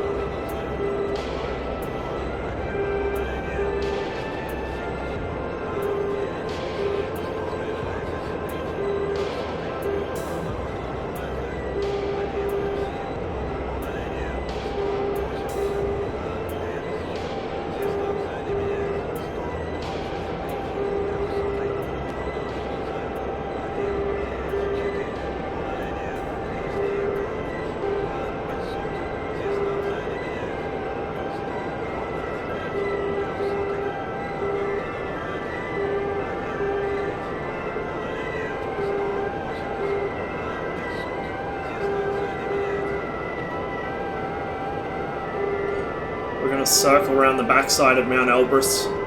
It will light me up to their AWACS, but it should also put a physical piece of land between me and him. Oh, so much for that.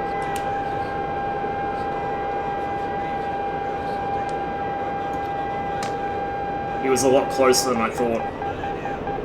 And there's the 120.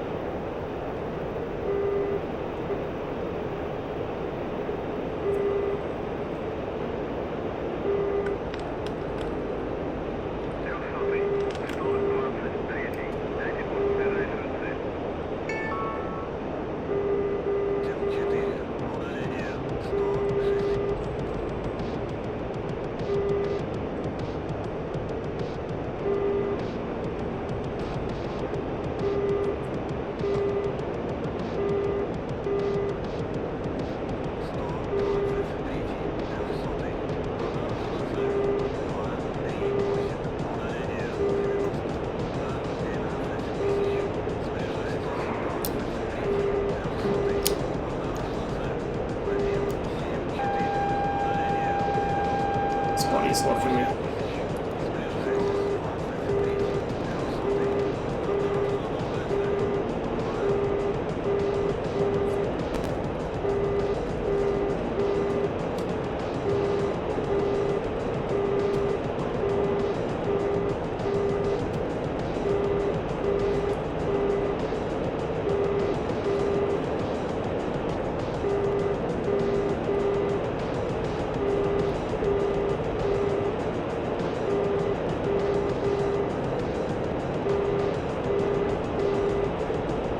Dive behind that ridge, probably. So there's no point firing yet.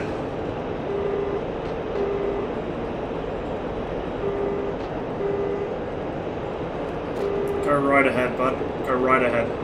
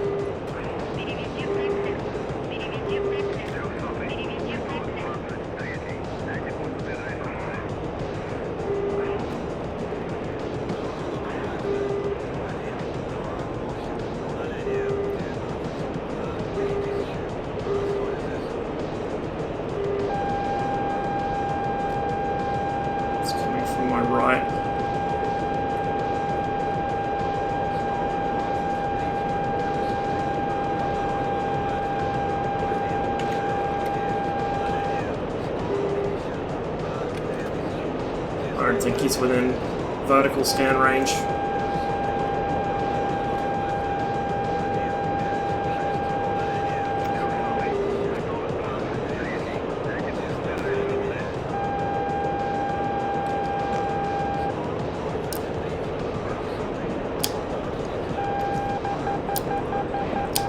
He's probably going to drive those into the ground. Yeah, easily.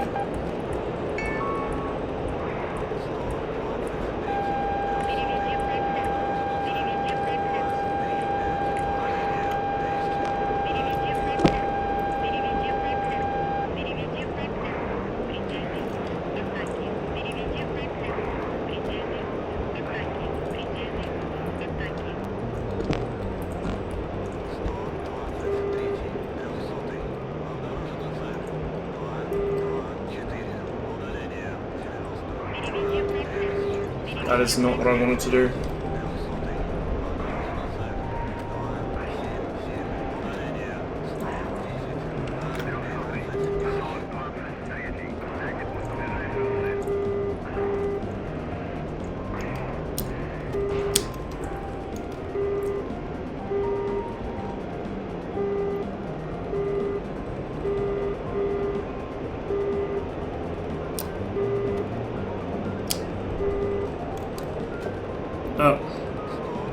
think I got him. Is there another one? Yeah, it was a Hornet.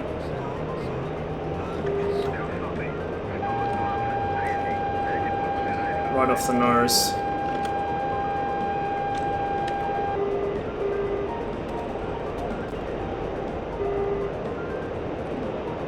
Quite close by the looks of it.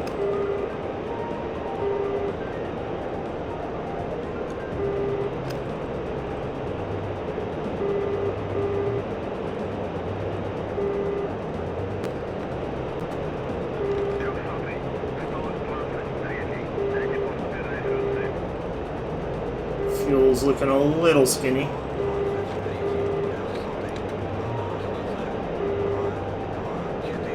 Whatever this is relatively close. And RA Wax can't see it.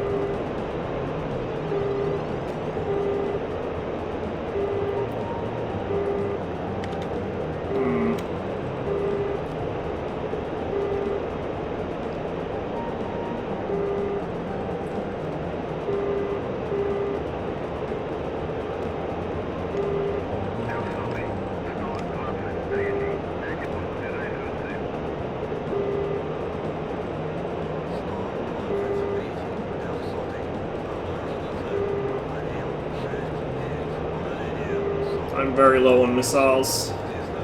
And getting lowish on fuel. Yeah, we're gonna get the fuck out.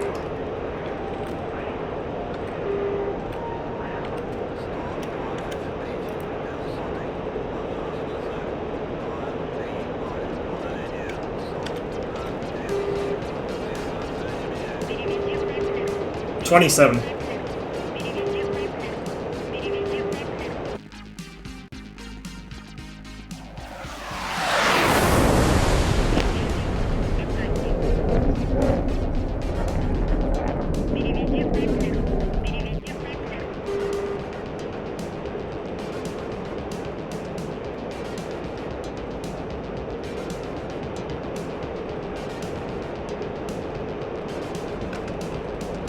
Blue team are behaving in a very uncharacteristic manner. They're hiding in the mountain valleys with us. So, it's a bit more cat and mouse than usual. It makes it interesting. Just heading up to Malchik to refuel and rearm.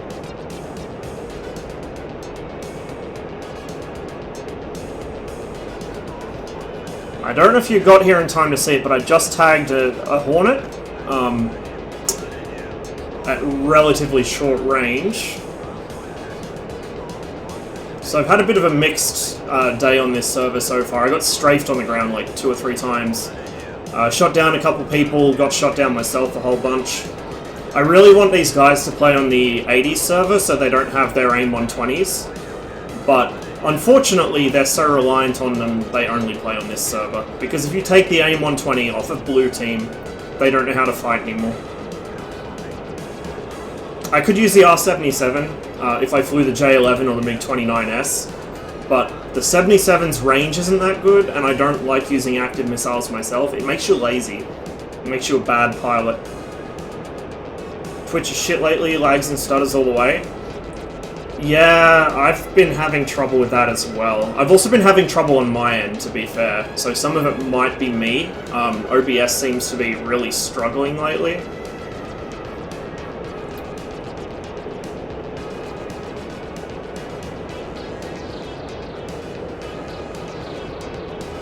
But yeah, I've definitely been having trouble when I've been watching other people's streams. So I'm killing some time on here, and then we've got a mission later playing as the Bundeswehr. With very melty G36s, which should be fun.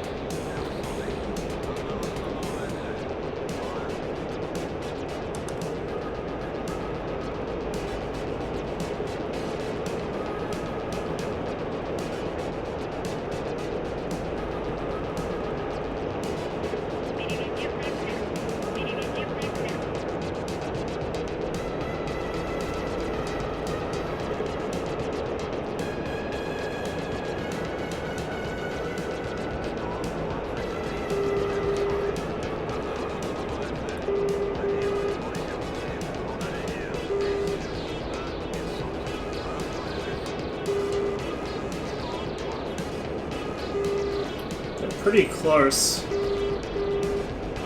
They did bomb the parking area here at Nalchik pretty recently. There were some bombers they were going after. So hopefully whatever was painting me a second ago there is friendly.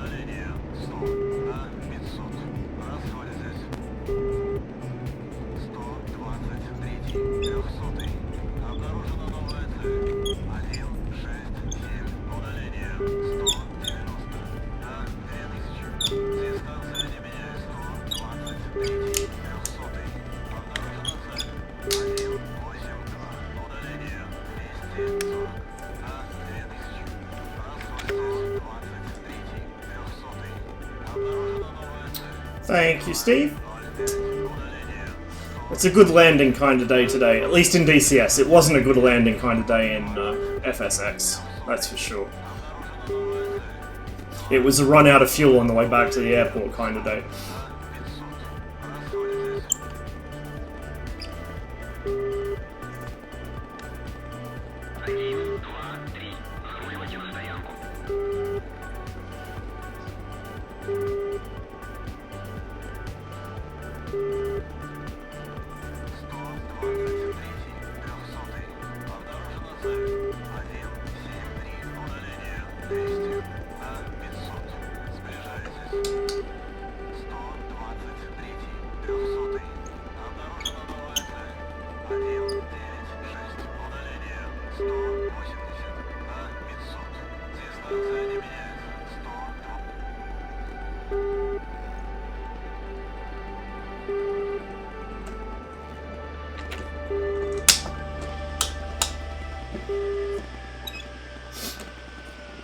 Growling Sidewinder.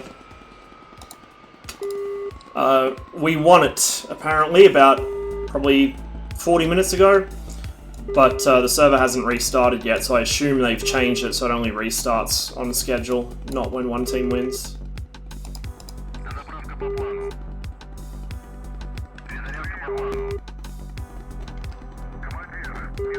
Oh, come on.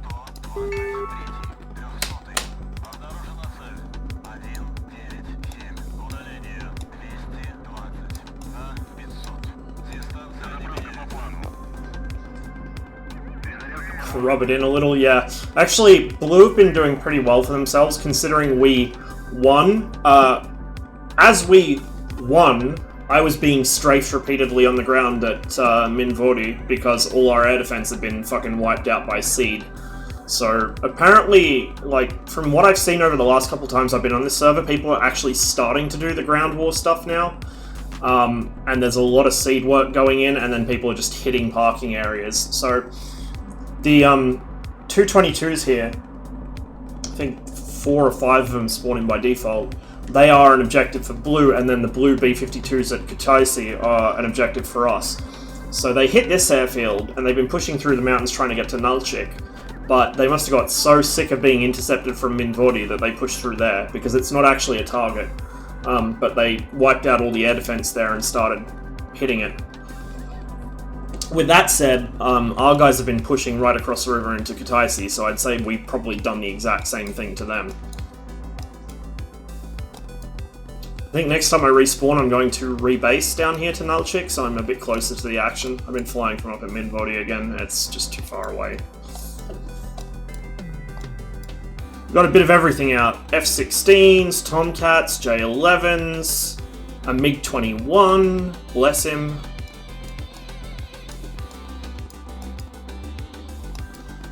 Just need some F-5s and a MiG-19 and we'll have the full set, just about.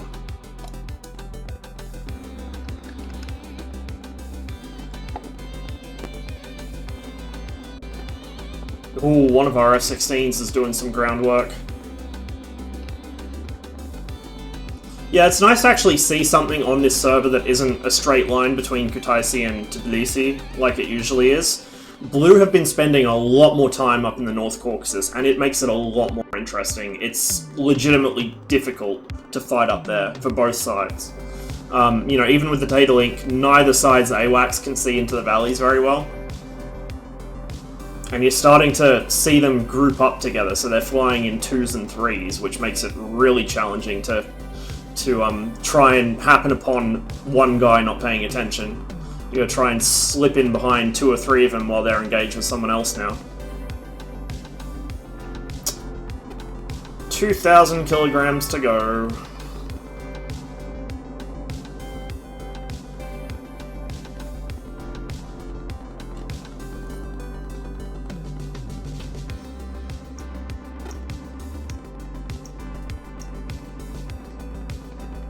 I do need to start playing on DCS more. I just got to try and sync up with POM so we can both play at the same time.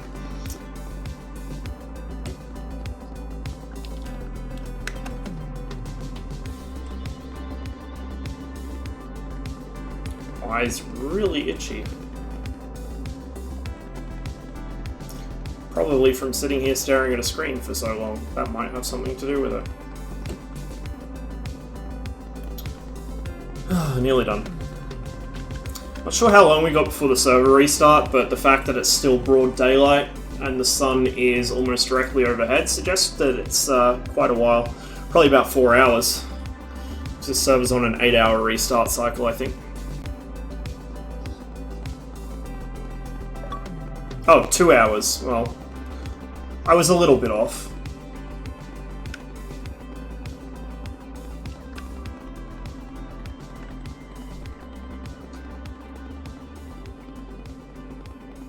Gotta get comfy in a plane first. Nah, man, just dive straight in the deep end. That's what I do. It's good fun.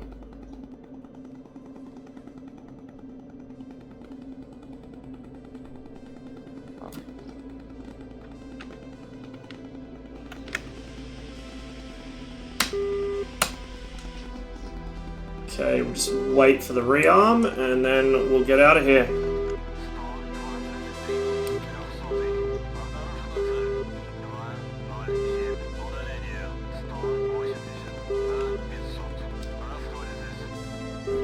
I mean, you're not wrong.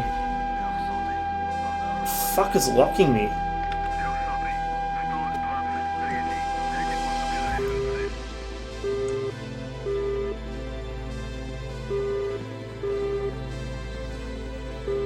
Okay, don't answer me then, AWACS. Interesting.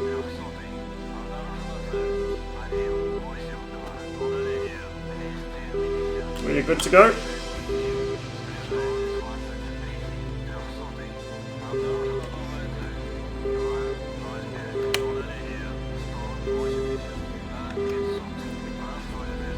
I've got to redo my binds for this plane. A lot of them don't really make sense or aren't really that convenient. They made sense at the time, but they don't now. So, at some point I will redo them.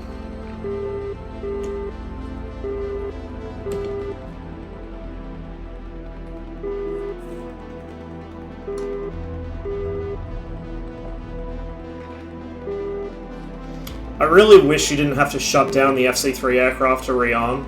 You can refuel them just fine, you just can't rearm with the engines running, because the ground crew are wimps, apparently.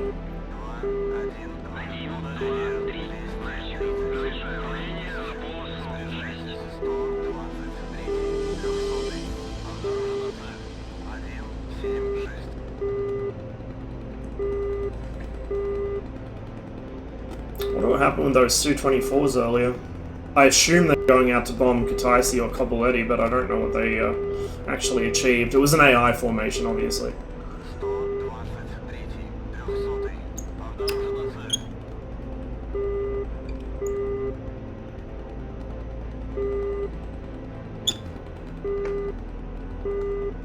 I mean, it's really not fitting for any ground crew. Well, maybe French, because we know what the French are like.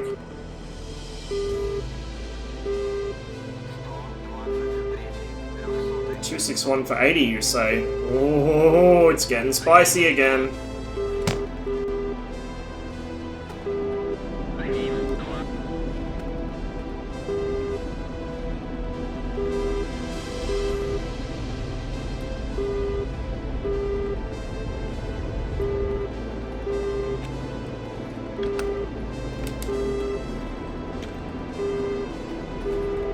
Is that 261 for 80 or something?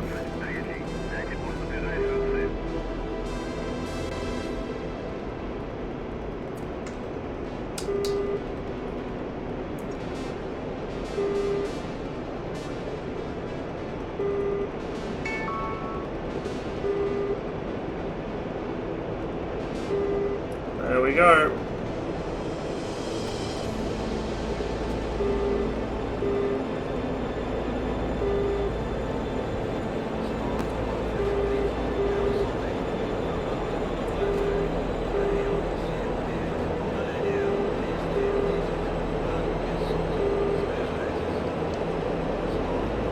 And there he is.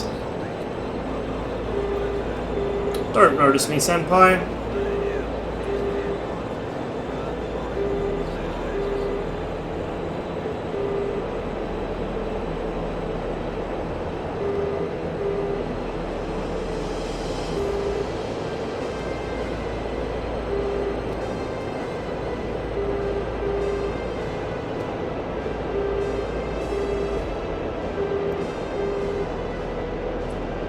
Okay, they see me.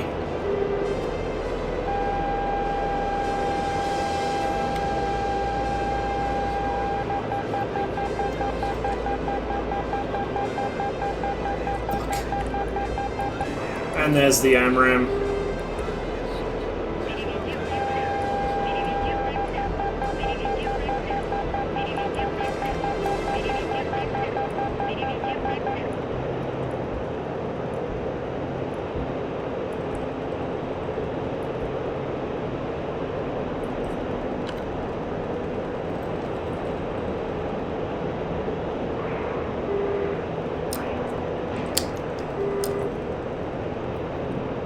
Please clear the trees. Oh, I don't know if it did. I don't think it did. We'll give him another.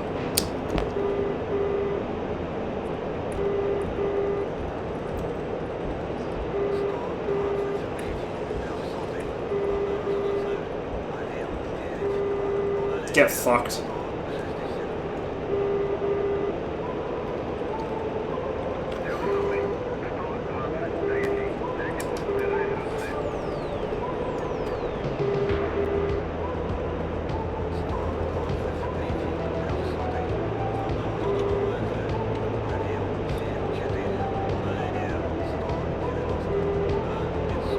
Might follow this valley, hook into the mountains, and then come across to the east. What was that? Hornet.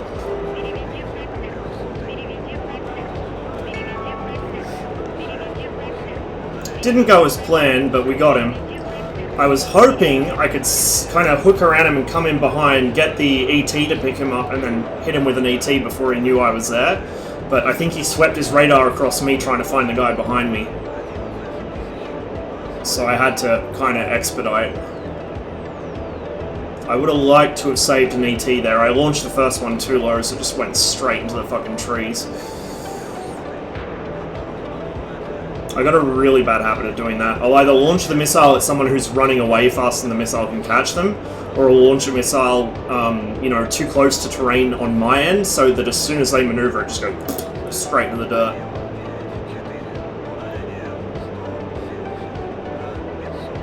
It is a bad habit I need to kick. Oh, look at that absolute clusterfuck in front of me. Conga line. The furthest right contact is their AWACS, I think. I'd love to go pop him, but he's well within their SAM coverage, so it's not worth the risk.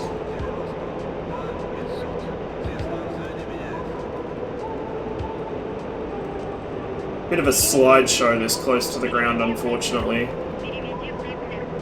I don't even know why, like, seems like no matter what I do with my graphics settings, the game gets a bit stuttery.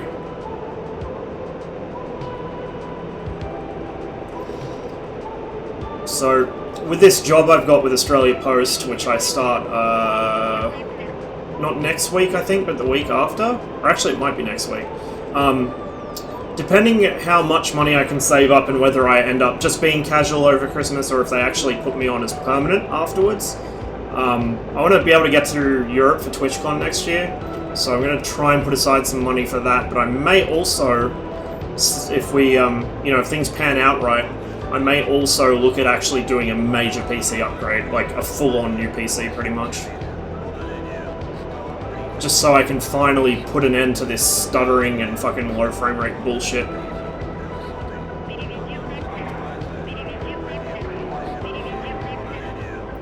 It's a little slow on that turn.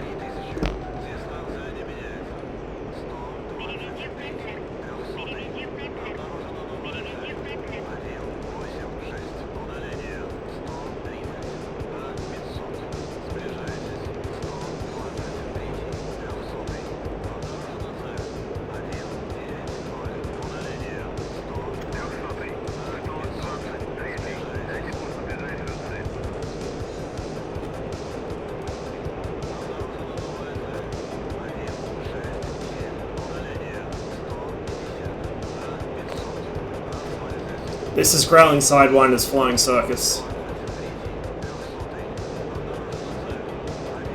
As evidenced by the absolute fucking conga line. It's funny, they've gone from the intelligent strategy of splitting between North and South in small groups, and they've just gone straight back to the conga line. The only difference is now they're doing it over the North Caucasus, not the South Caucasus. God bless this server. And its 500 IQ residents.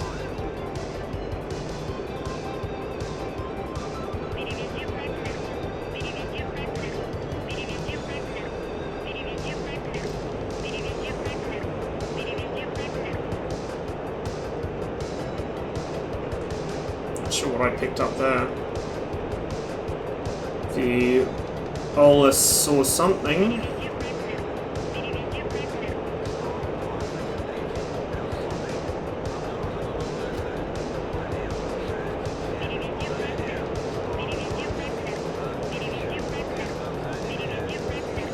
Double check that there's nothing close that's, for whatever reason, not showing on data link.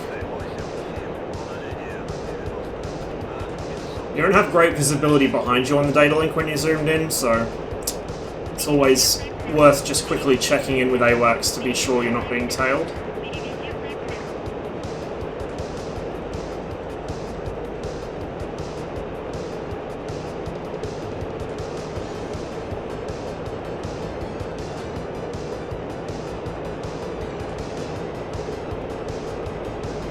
Easy pickings?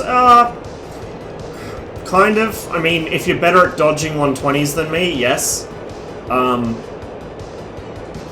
Or if you wait until they fire all their 120s, also yes. But you still have to work for it a little bit.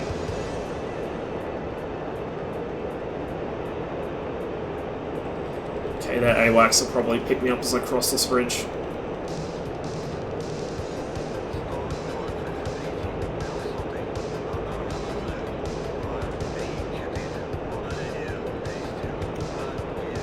What? Okay, front guy is closer.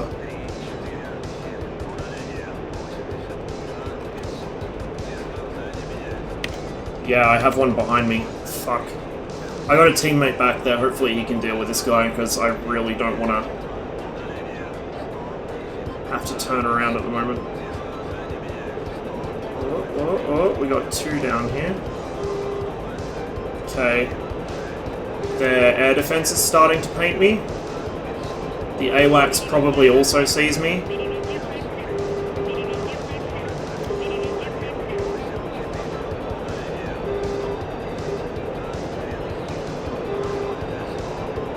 Back into the low ground.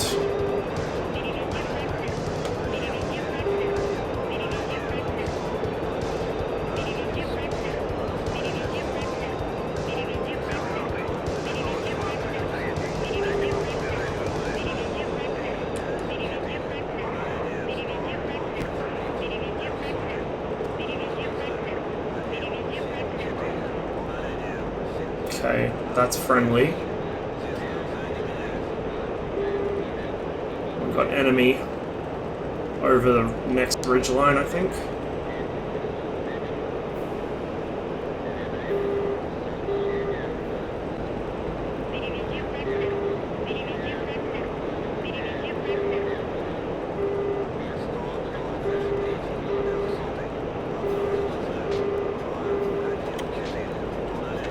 Two coming right. They're a little further out.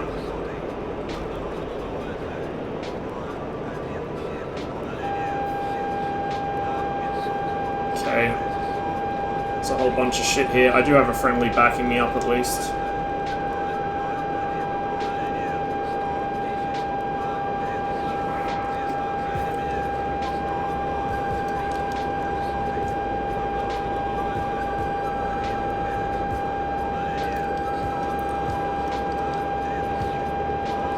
Okay, that guy's cold, I think. No, he's hot. I don't really want to fight here. It's a bit too open for my liking. Get a little lower.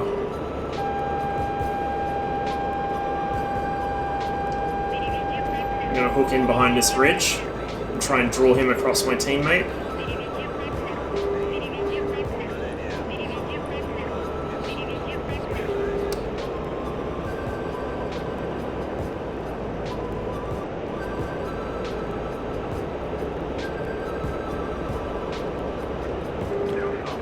The other two are pressing in from behind.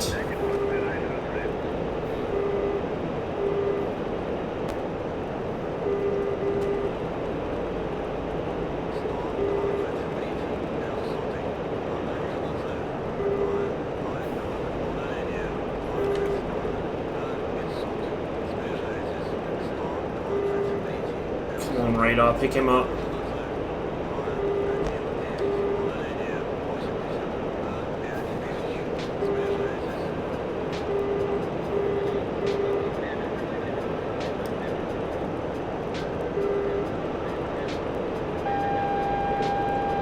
Why can I not get him? Come on. Fuck.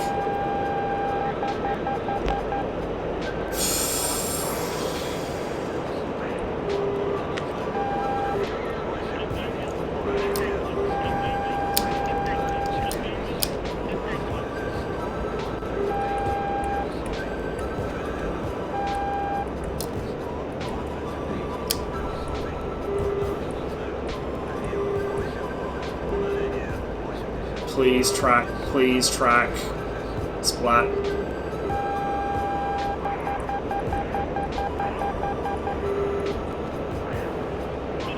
Holy shit!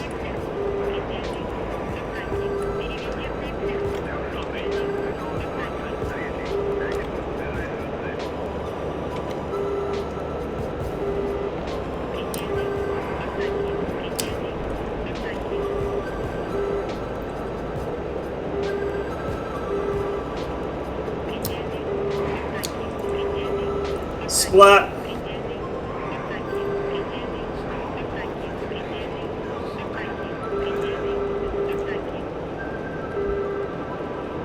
How the fuck did I get away with that?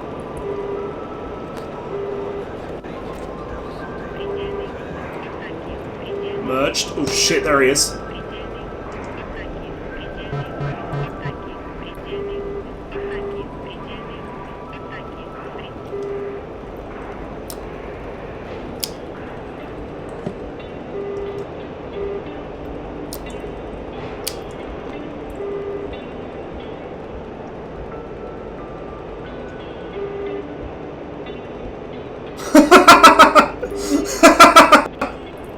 Oh my lord, what is wrong with these people?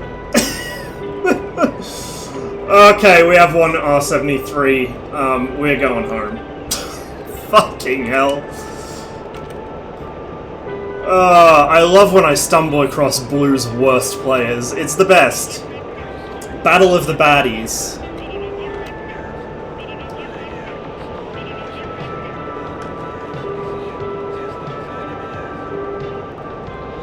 Oh, and one of them got a team kill. Good. Yeah, boy. 5-0 since I last lost my internet connection. Fuck yeah. Now we just gotta get home safely, which is easier said than done. 135 kilometers to Nalchik. Should have enough fuel. Only one missile to defend myself. And guns. That's some highlight material right there, I think.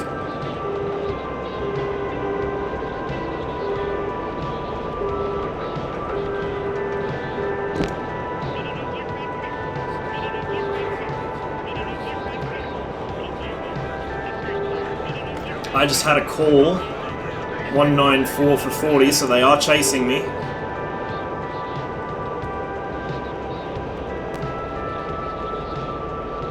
Two cons up there, probably outgoing friendlies. I hope. Oh fuck.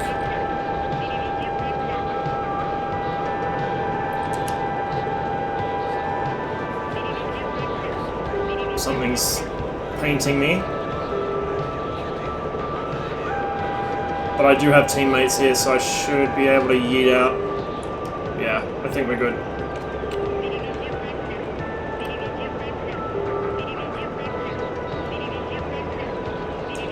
Need a guide for all the things that there's an actual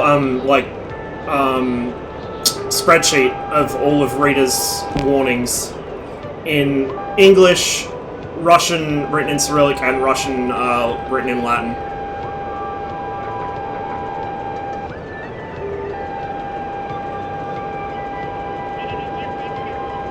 Right now she's basically telling me to watch the ground. There's a couple of voice calls that are missing. They're in the game file, but they don't, or in the game files, but they don't work. One of them should be Visata Opasnaya, which is dangerous height, which you get when you're low. Watch the ground is what you get when you're pointed at the ground, but dangerous altitude is what you get when you're actually just stable at a low altitude.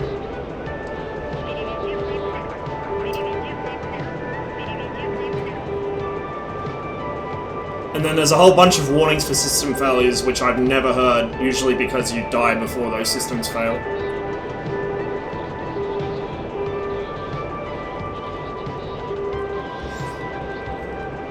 Predilny Ugal Ataki is, like, maximum angle of attack, or like over maximum angle of attack.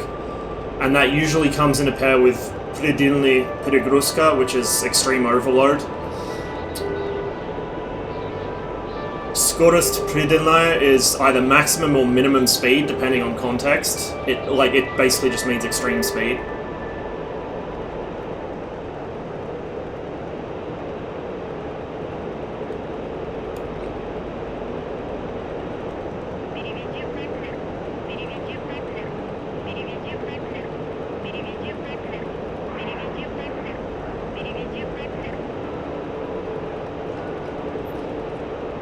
There's a chime that should play before she speaks as well, but it doesn't work in DCS for whatever reason.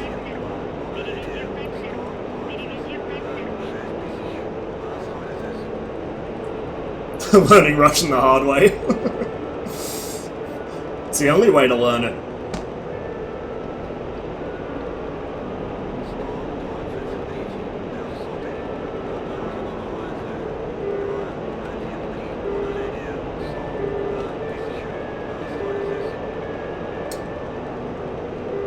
About 4,400 kilograms of fuel.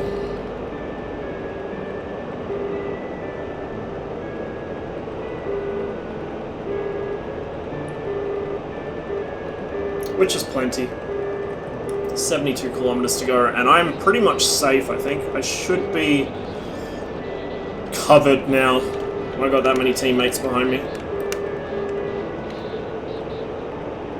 Famous last words. I'm just gonna drop into the valley, just in case. You can never be too careful on this server. There's always one random in a fucking Hornet, out in the middle of nowhere for no good reason.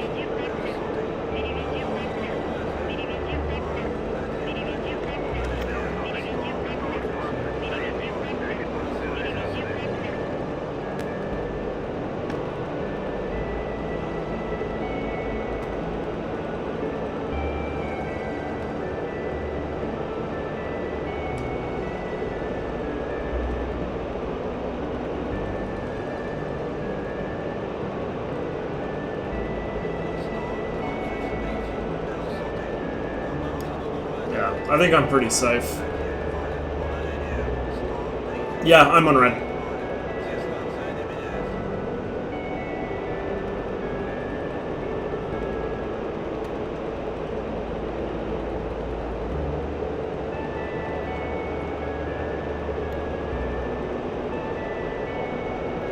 And yeah, you'll typically get overload and AOA at the same time because, you know, that's typically how things work in the SG-27 and the MiG-29. You can't really pull one without the other.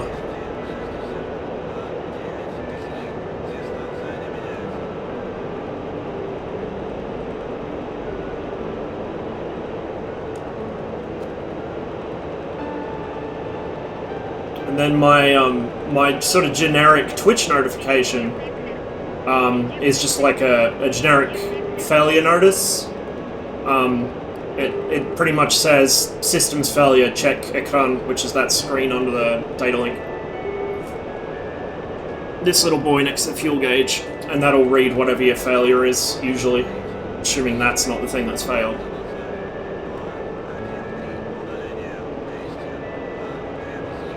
I chose that one because you almost never hear it in-game. I don't know if it even works. It might be one of the ones that has a sound file but doesn't actually play. And I wanted to use one of Rita's voice lines as my Twitch notification, but I wanted to make sure it wasn't one that was going to bamboozle me in combat. So I went with that. You flown the 29 on this server? Not for a while. So I'm working with one throttle at the moment. And I haven't rebound the 29 to work off one throttle. I've only done it with the 27. Typically as well, if the server's really, really crowded, I'll fly the 27 because the data link just gives me that much better SA. Whereas if there's only a couple people on, I'll hunt in the 29. Did you say armor later? I did indeed. It should be in about 2 hours, I think. Yeah, pretty sure it's 2 hours. I'll check with Brant after this flight. I'm really bad at time zones. And I think the UK just switched back to GMT, which complicates things because we go on to daylight savings about 2 or 3 weeks before they come off of it.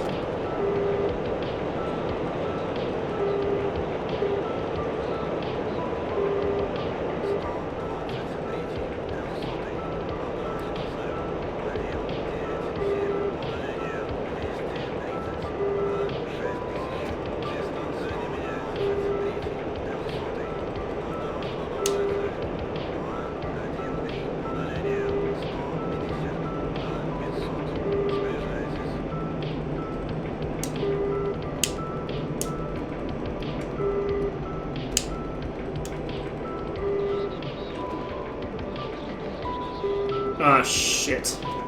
I think our AWACS might be about to get sniped.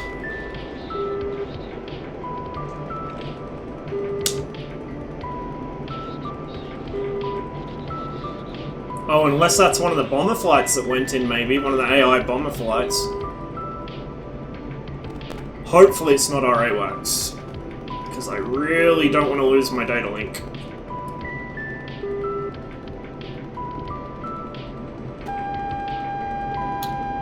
Ah, brilliant. One of them might have snuck through the mountains behind me.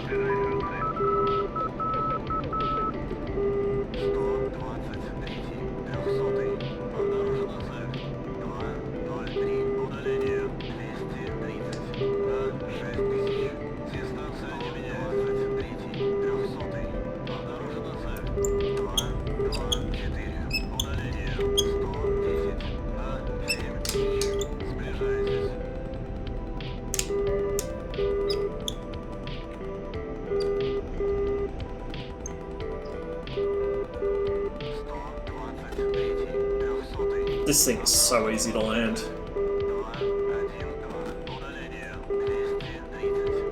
There are a lot of things about the Su-27 that are a lot harder than they should be, just because of the really rudimentary fly-by-wire system, but god, it is easy to land. The only thing you gotta watch out for is the undercarriage is so long, it gets caught on things. So you'll be used to flying like the MiG-29 or something, and you'll come in quite flat, and then you'll snag the wheels on the approach lights. So the undercarriage legs are about 2 meters long.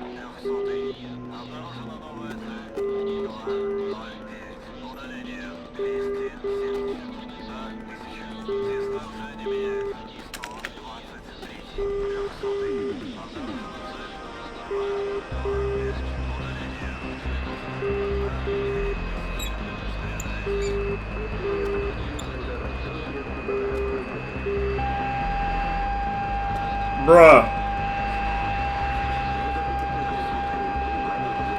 Fuck, I need to hide. I need to hide.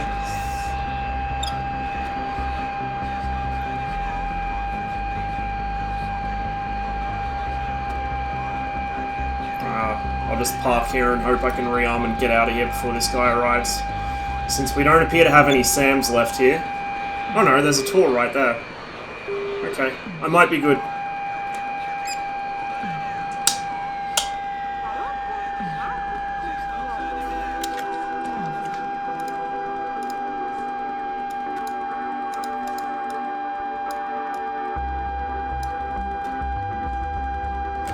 Gotta wait for the engines to spool down before we can tell the ground crew to do anything, otherwise they'll throw a hissy fit.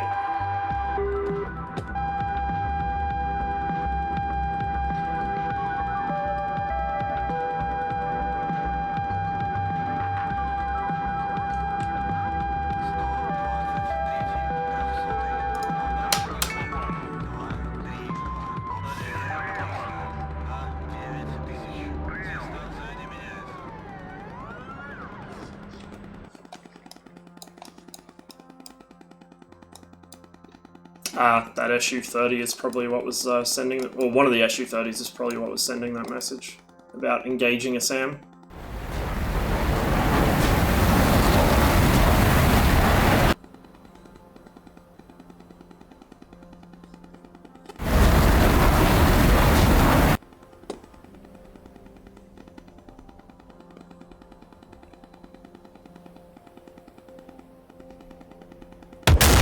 So these guys flew in as escorts for a flight of Su-24s. Oh, there goes the SAM right there, speak of the devil. They came in as escorts for a flight of Su-24s, which appear to have either completed their mission and fucked off, or they've all been shot down.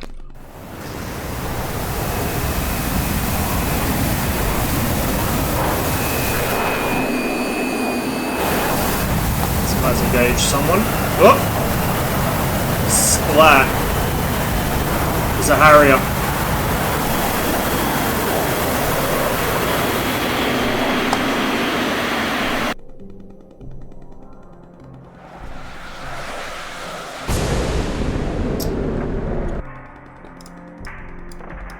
So we should be covered, I think.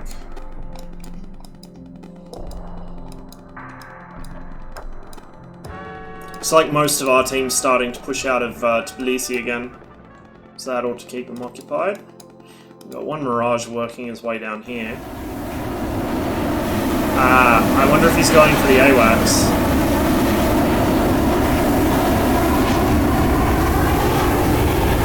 It's a bit low if he is. Needs to get higher than that. Still got a long way to go on the refueling. One of the few downsides of flying the flanker.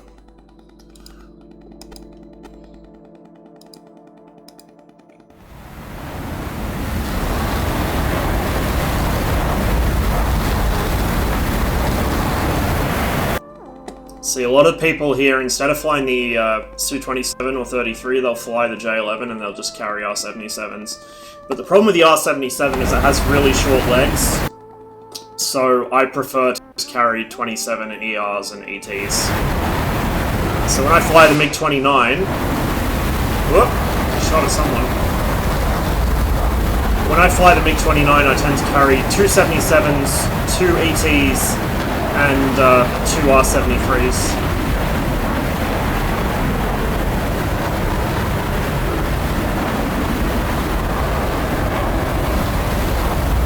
There's no padlock enabled on this server, so I can't actually see what he's shooting at. Oh, there we go. Looks like you got him.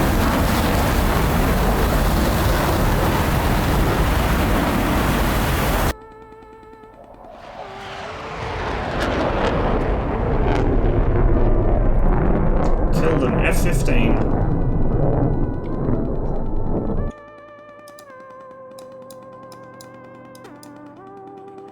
Oh, speaking of Su-33s, there's one right here. They are quite a rare sight on this server. But see, I'm not sure why he's flying the 33 if he's not carrying the extra 2 missiles that it gets, or actually the extra 4 that it gets, I think. Is it 2 or 4? It might be 2.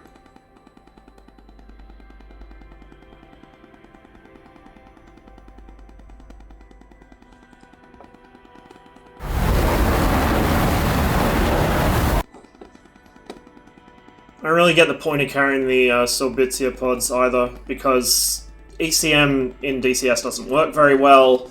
You're going to be fighting mostly at close range in valleys if you're flying a flanker, so there's no point having ECM turned on, and you carry a pair less of R-73s. I'd rather have the 73s. For reasons you guys just saw, if you get jumped by 3 people, you want 73s, not fucking jammer pods. The Sorbitsia is not even that good. The Chinese pods are better. And even they're not great.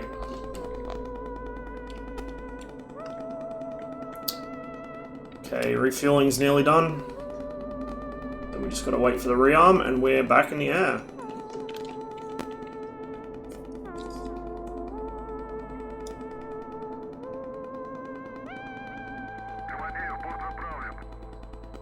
And since my last disconnect, I'm now the tied top scorer, but I'm the only one who hasn't died. The other guy is that Hornet that I caught creeping around the valleys earlier. So that's pretty good. I think that puts me up to about probably 8 or 9 kills total tonight. And probably like 5 or 6 deaths. Maybe a bit less.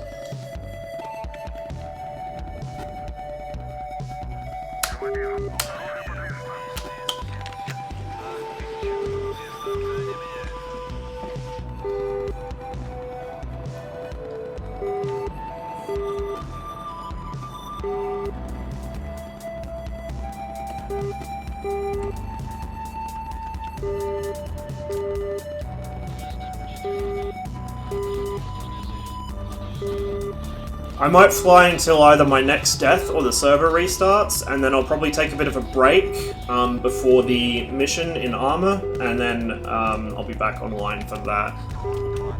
Let's double check with Brant.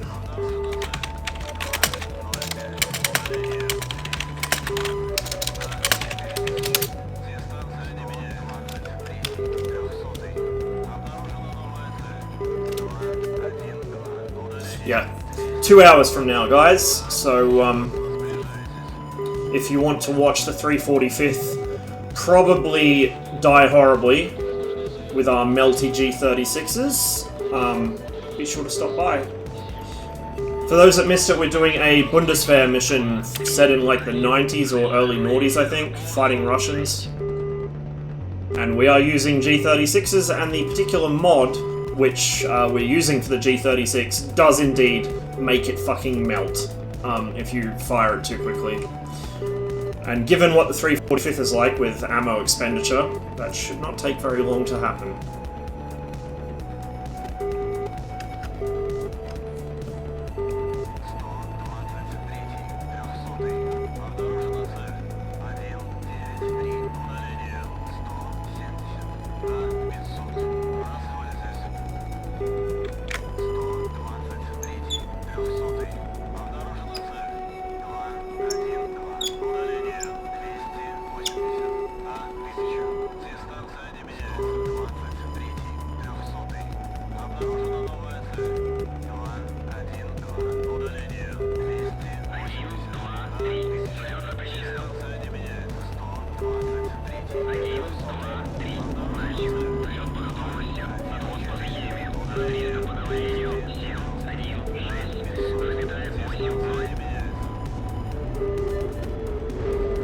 There go the tires. It's gonna happen sooner or later. That's alright. You don't need tires to land.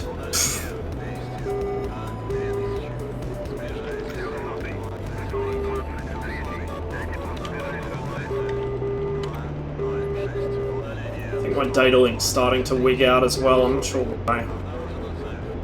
But my own little icon is missing some bits.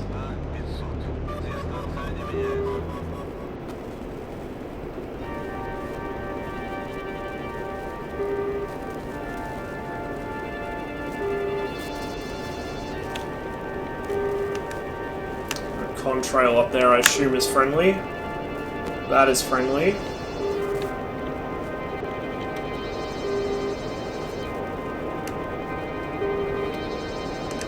I know, right? Who needs them? Not me.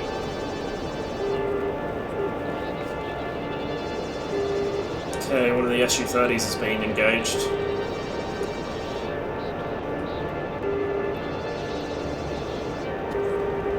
Hey, Jeff. Really tired of your landings. Hey, I've been doing some good ones today. Smooth as butter. You missed it, Jeff. I murdered 3 people in extremely close combat. I don't know how. But I did. Including 2 of them nearly simultaneously.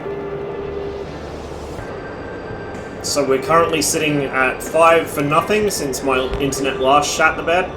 And probably about 9 or 10 for, like, 6 for the evening. But a couple of those deaths were me getting strafed on the ground at Minvordi because Blue Team have learned how to do seed and decided to test it out over there, and one of them just kept circling the airfield. Fixed my fridge, it makes ice now? Nice. Mine makes ice, usually not in the manner I intend it to.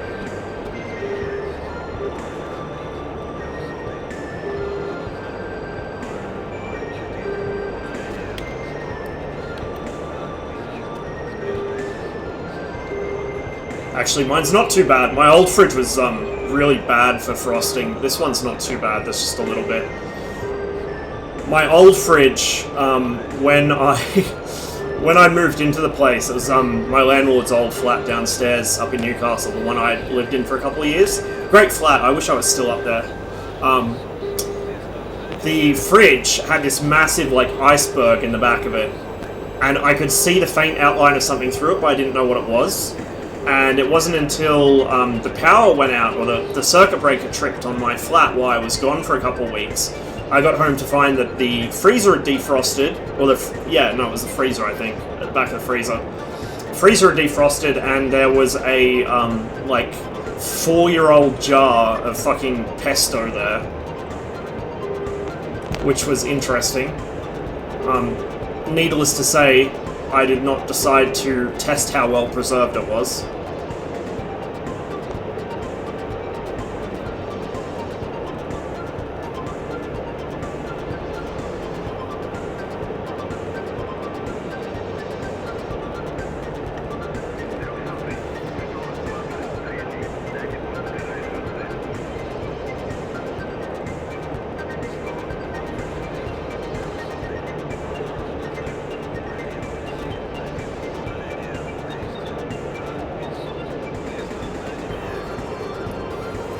Free ship. Oh boy. Oh boy. I hope it's the same 3 fucking geniuses I ran into earlier. That'd be nice.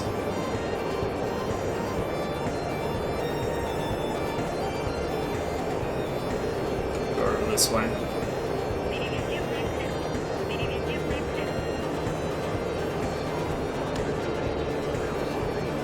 Team kill! Oh, it was one of them. Good.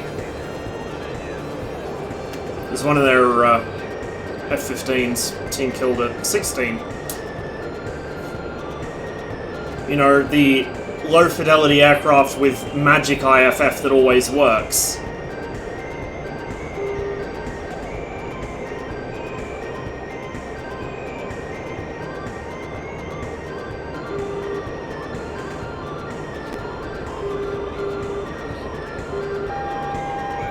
Well, one of them sees me.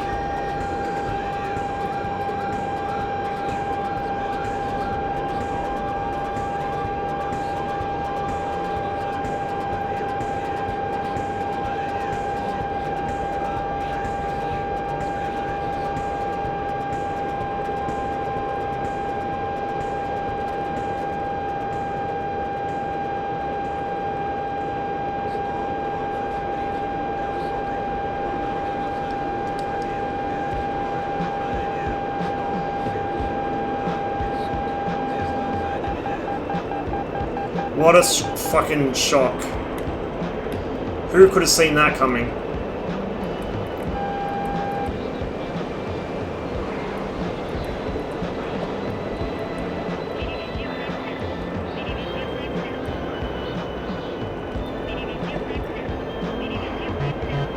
It's a little fast to do that. I probably should have been a bit more careful. Could have ripped my wings there.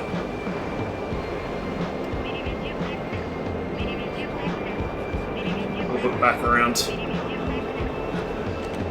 Looks like the other one's engaged by my teammate, which is good news.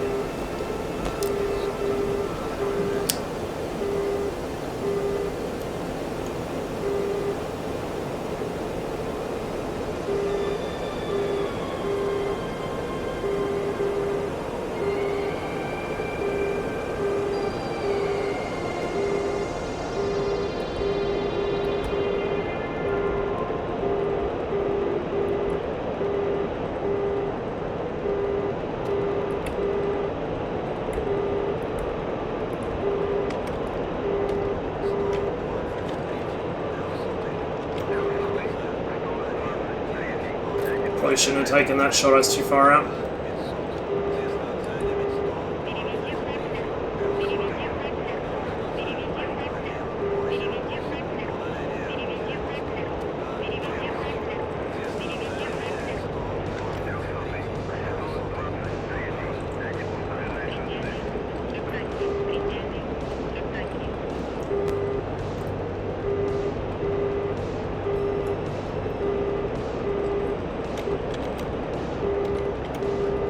is this guy?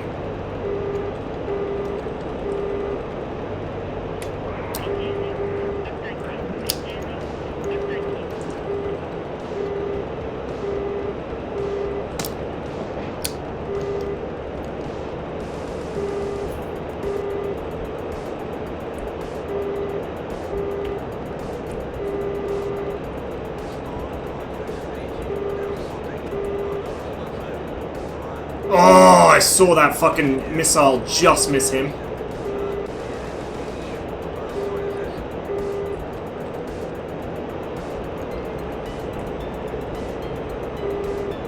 Is he gonna die behind that ridge?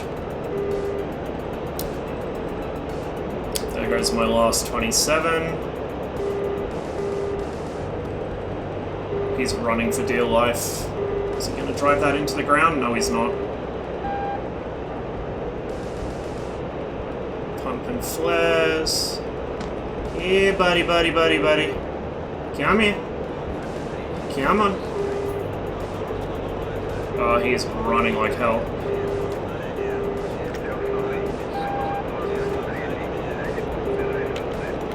And he is totally alone. As far as our AWACS can tell, anyway. Yeah, he's running for home.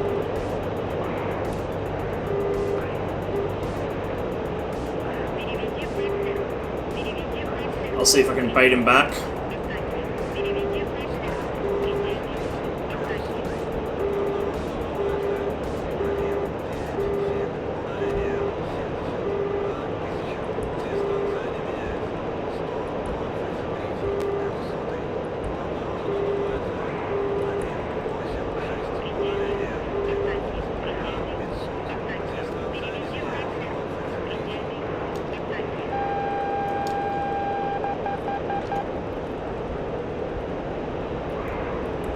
Yeah, there's a couple more further out.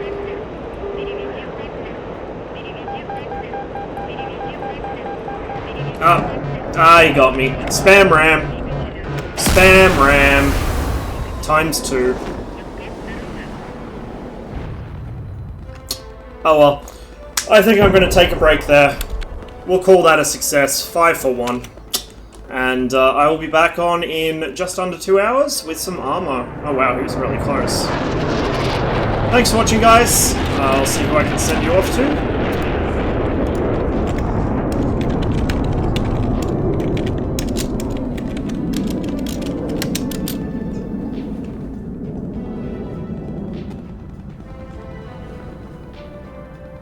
Surprisingly productive session on that server, actually.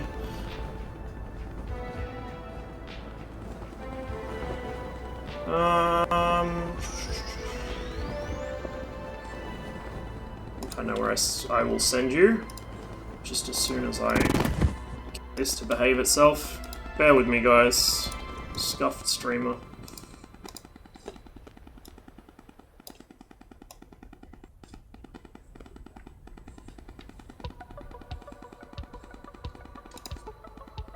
Yeah, thanks for stopping by, Troll. I will catch you around, man. Hopefully I did the VVS proud.